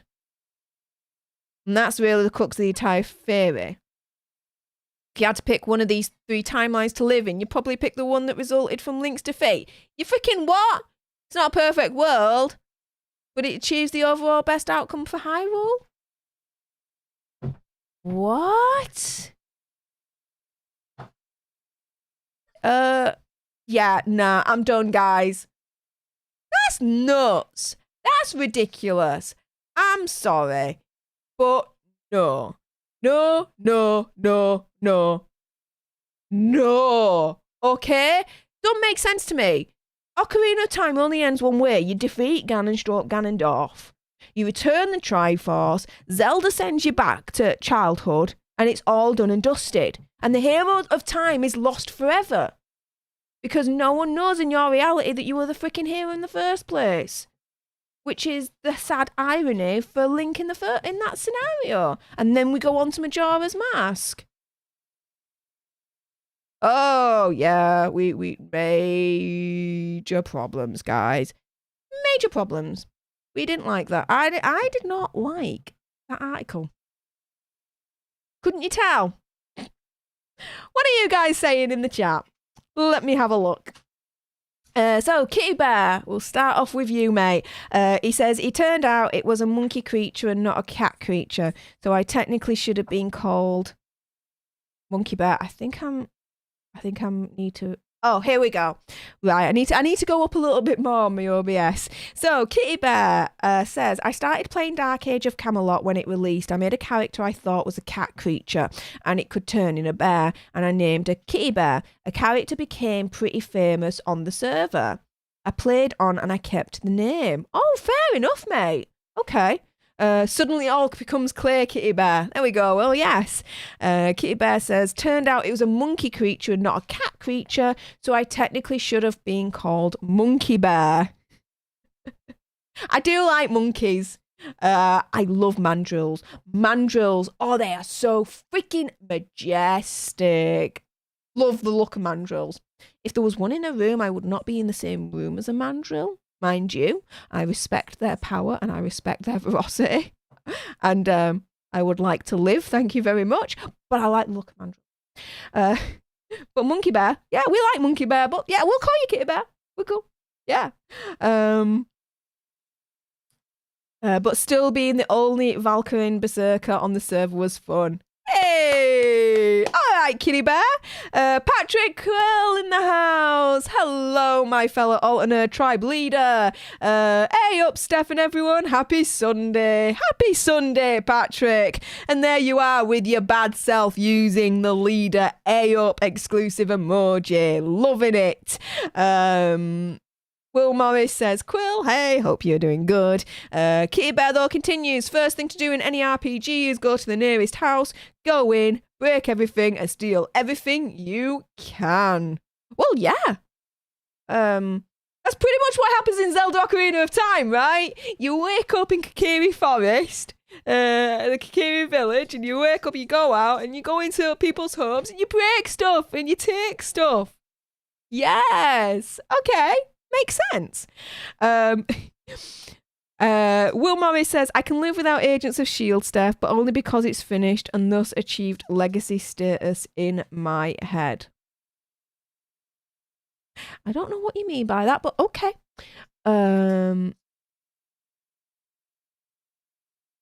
And Wancho says, is it wrong that I only slightly follow the Legend of Zelda timeline? My wife Lyra is better versed in Zelda lore. Lyra, aka K-Storm. Oh, okay. I respect that. That's cool. I would like to say I'm not a beginner with Zelda lore, but I ain't advanced. I'm kind of somewhere a little bit in the middle. I'm middling. I know enough to get by. And that article that I just read, I'm not a fan of it. Will says, full disclosure, I haven't come close to finishing Ocarina of Time. That game can steal so many hours from you. Yes, it can. Oh my goodness. Jean Rick, just enjoying the stream and relaxing this weekend. Hey, nice one, lass. Will Morris says, Steph, you sound like an expert. When's the Zelda podcast dropping? Never. I got too much going on. I can't do a Zelda podcast. No. But from time to time, if I do find something interesting about Zelda, you know I'm going to be on here talking about it. I love my Zelda. Yes, I love a bit of Zelda. Matthew Coburn, Phil Coulson forever. Yeah. Oh, okay. So Wancho says it's pronounced Lyra. She has the power. Okay. I'll take your word for that, Wancho. I really, really will. But we are gonna be making our way to the final article of the stream for tonight. Before we do so, though, just to be a professional-ish YouTuber of the world, if you haven't done so already and you are watching on the replay or live and you're thinking, I like what's coming out of her gob, subscribe to join the Alter Nerd tribe. Like, share, comment, all of that good stuff. Why not? Also as well, then turn your notifications to on so you know every time I upload a video or I go live. Like today. What you guys also saying before we get on to the final article of the evening. So Kitty Bear says, never played Zelda. I'm a PC gamer. Fair play. What PC games are you playing at the moment? What's the main one? Kitty Bear, what is the main PC game you are playing at the moment? Bog Pog. Hello, Bog Pog. How's it going, mate? Twilight Princess was good. Wind Waker irritated me with the constant sailing. Breath of the Wild was amazing. I do like Twilight Princess. Wind Waker, yeah, was boring for me, really, to be fair. And Breath of the Wild, I've not... Do you know what? I think I really need to get the new Nintendo. I've not played Breath of the Wild, guys. I really do need to do that, don't I? Oh my goodness, yeah.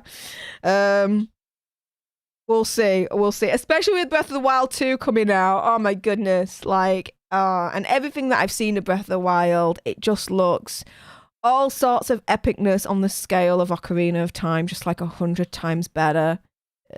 I don't know. I know that there's like a debate of whether Ocarina of Time is better than Breath of the Wild or vice versa. I know there's that debate going on in the community. But yeah, it's we shall see, guys. We shall see.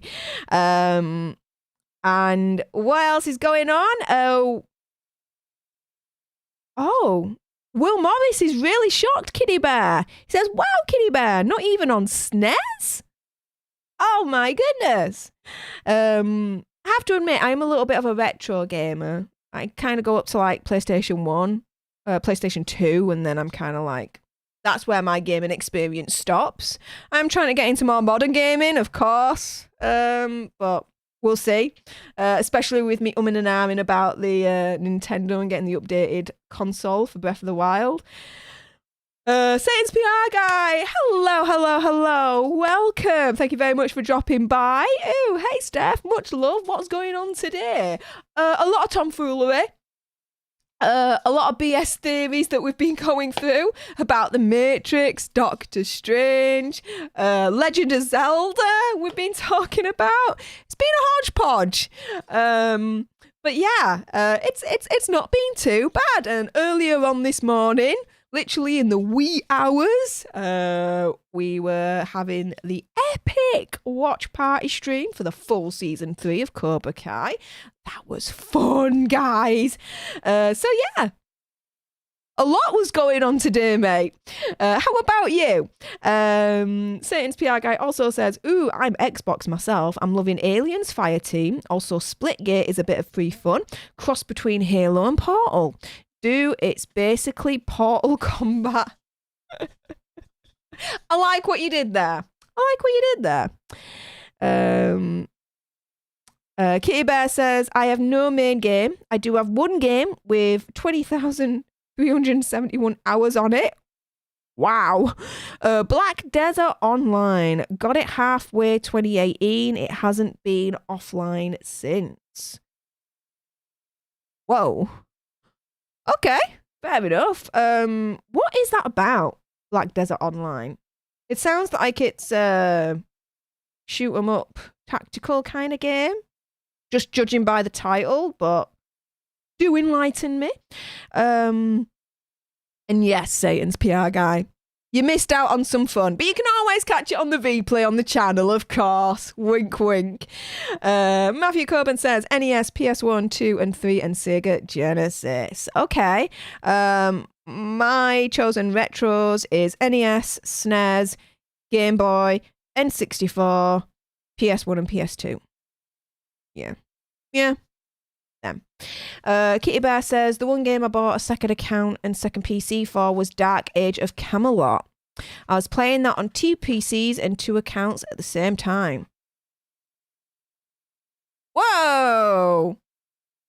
That is some hardcore shiz right there. I just got the one PC.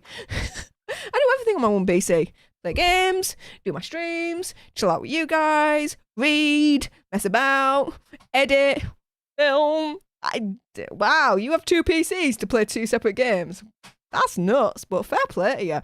I didn't even know that was a thing. Shows how much I really know.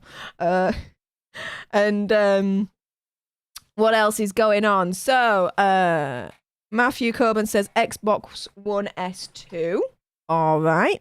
And Kitty Bear says, and no, I didn't play games till I was 20. And Black Desert Online is an MMORPG. There is no max level. I think none has reached level 65 yet. Oh, okay. Sweet. Okay. That makes more sense. Will Morris says Super Nintendo equals SNES. Yep, cool. Love playing The Legend of Zelda when I was a wee lad. Yeah, Zelda!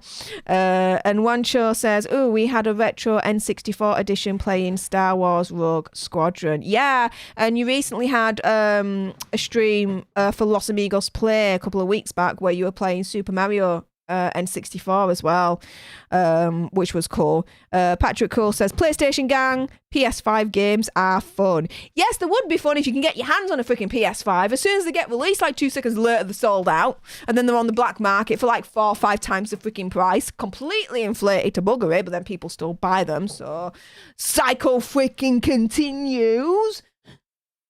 Yeah, I had a little bit of a rant there. Moving on, let's get on to the final article for the Alter News stream. As we're going through this article, the main question for the live chat and the comments below if you're watching on the replay is this. What is the best way to save money? I know, right? You're thinking, what the hell, Steph? Well, we're on to this. This is from entertainmentnewsflash.com. And the article is Student Saves Thousands with Genius Tricks to Never Pay for Food for 2 years. 2 years. Never paid for food. How the hell did he do this? We're going to have to find out in a moment. But Jean Rick just caught my eye there. She says, have to go for now, Steph. My Packers are starting, so enjoyed the channel this weekend. Thanks for everything. Was so fun. Oh, well, thank you very much for your support and joining me on stream as ever. You enjoy your Packers. I hope they win because you support them. So I support you, guys, lass. See you around next week if you're around, hon. You enjoy the rest of your weekend and laters. But let's get back to this article.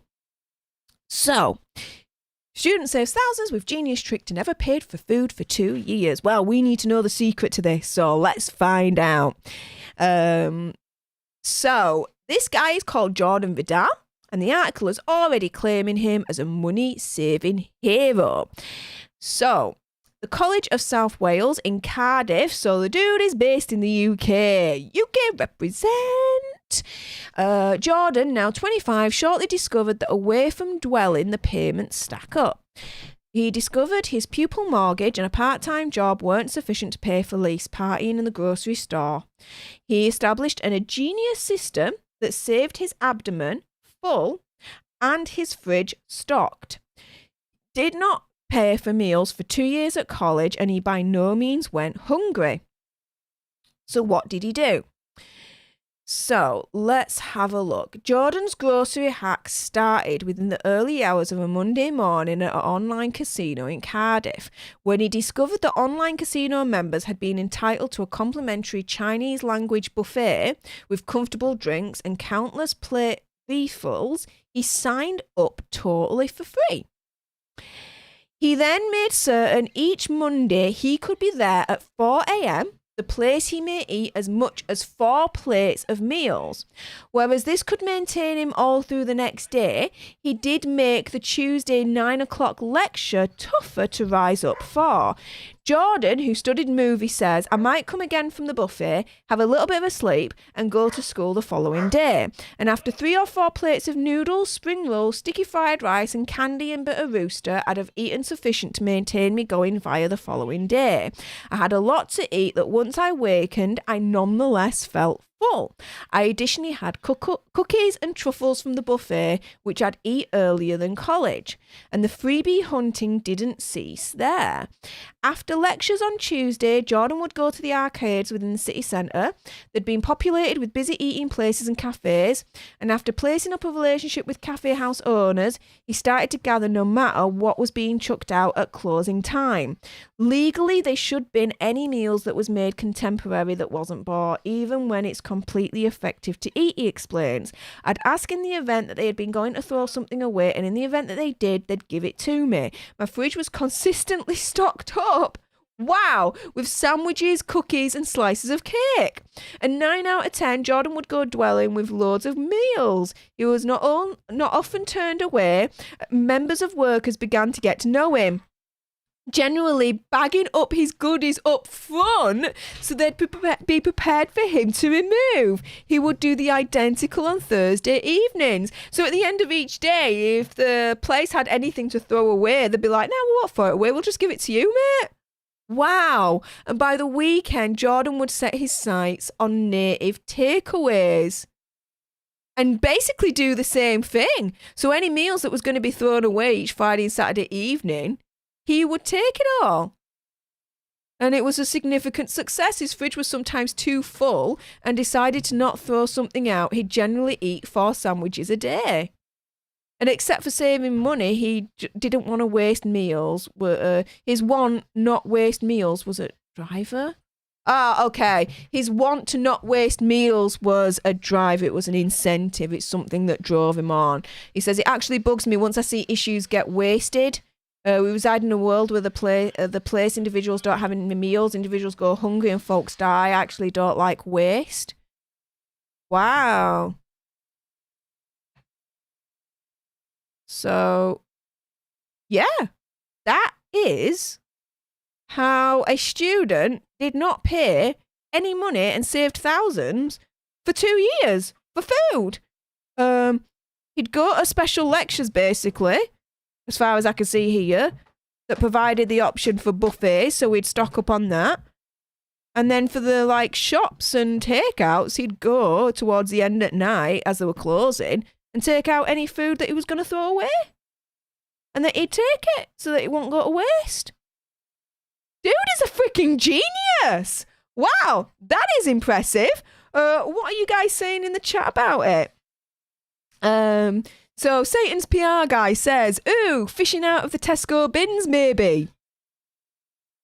Maybe, Satan's PR guy. Maybe. But no. Kitty Bear says, the only console I've ever owned was a PlayStation 2, which they stole out of my house. Oh no. With all my Resident Evil movies, leaving about 100 PS2 games behind. Oh, bloody hell, dude. I still have my PS2. I got the PS2 Slim version when it came out, and I've still got all my PS2 games, all of them. Burnout. I loved the Burnout games. You don't have to be good at Burnout. Actually, the worse you are at Burnout, the better. Crash into cars all you want, you get freaking major points for that. Crash into buildings, you get major points for that as well. Burnout. It's for people that are shiz at playing racing games. But the shizzy you are, the more points you get. That's Burnout. Love it. Yeah. I would love... I've been looking, but I've not seen them release a new Burnout game for a while, which is a shame. But anyways, Satan's PR guy says, Jesus, he's not far from me. Nah, he ain't. Kitty Bear, well, here's a trick for not paying for your food for at least 18 years. Just live with your parents. Bubble. All too true. Absolutely. Satan's PR guy also says he's a mega legend. Yes. And Satan's PR guy also says, I loved the PS2. Burnout was amazing. Yes, it was. Me and my partner used to play Burnout a lot at my university years, at my dorm that I used to be at for my 3rd year. We played that a lot. And he loves playing The Godfather PS2 game. He's clocked that game many times, but he's still to this day... if the PlayStation 2's out, he'll pop it on. He really will. For me, I also liked Silmeria Valkyrie Profile 2. That game I did like, I have to admit. But yeah, guys, that is it. For Alter News. Satan's PR guy says they remastered Burnout Paradise. Good fun. I've got Burnout Paradise. I've got that on my PC. I got that from Steam. It is good fun. But I think that you say they've remastered it. Have they expanded the map? Because I found that the map was quite limiting. Wasn't really a lot to be able to really what do I say? Look around to investigate on an adventure, you know what I mean? The map was pretty small. There wasn't that much world to be able to go around as far as I could tell for Burnout Paradise. But if you say that they've remastered it, have they expanded that world? If they have, I'm all for that. And you're not hogging the chat, Satan's PR guy. You sound off with your gob. Abso-freaking-lutely, dude. Kitty Bear says, I need a new disk drive. And I'll be able to play my PS2 on my PC. Okay. My PCs haven't had a disk drive since 2012. Whoa. How have you survived? Impressive. Wow, nearly 10 years, dude. Congratulations. Will Morris says, I love the PS2 back in the day. Still have those guys, but console died a sad death. Oh. A moment of silence for Will Morris's PS2.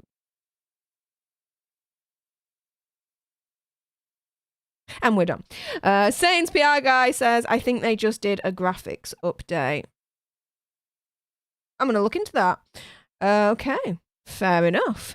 But yes, as I mentioned a few moments ago, and yes, there are great PS2 emulators, Kitty Bear, I do agree. RIP console. Yes, RIP.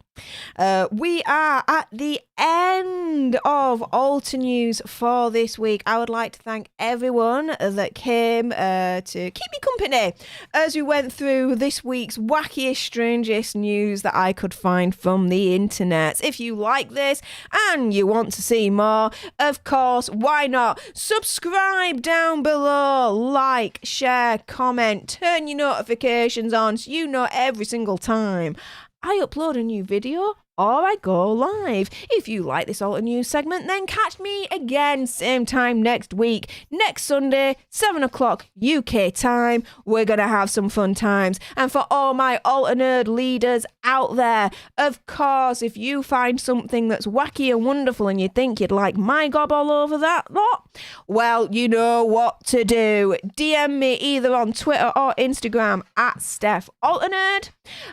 Give me the link, and as long as it's YouTube friendly, guys, I'm going to include it. We're going to chat about it. You guys have special privileges, of course. What I will also do, if you do not have a Twitter or Instagram handle, is I will be putting a post up on the community tab for members only. So you can always drop your links there as well for any Alter News segments.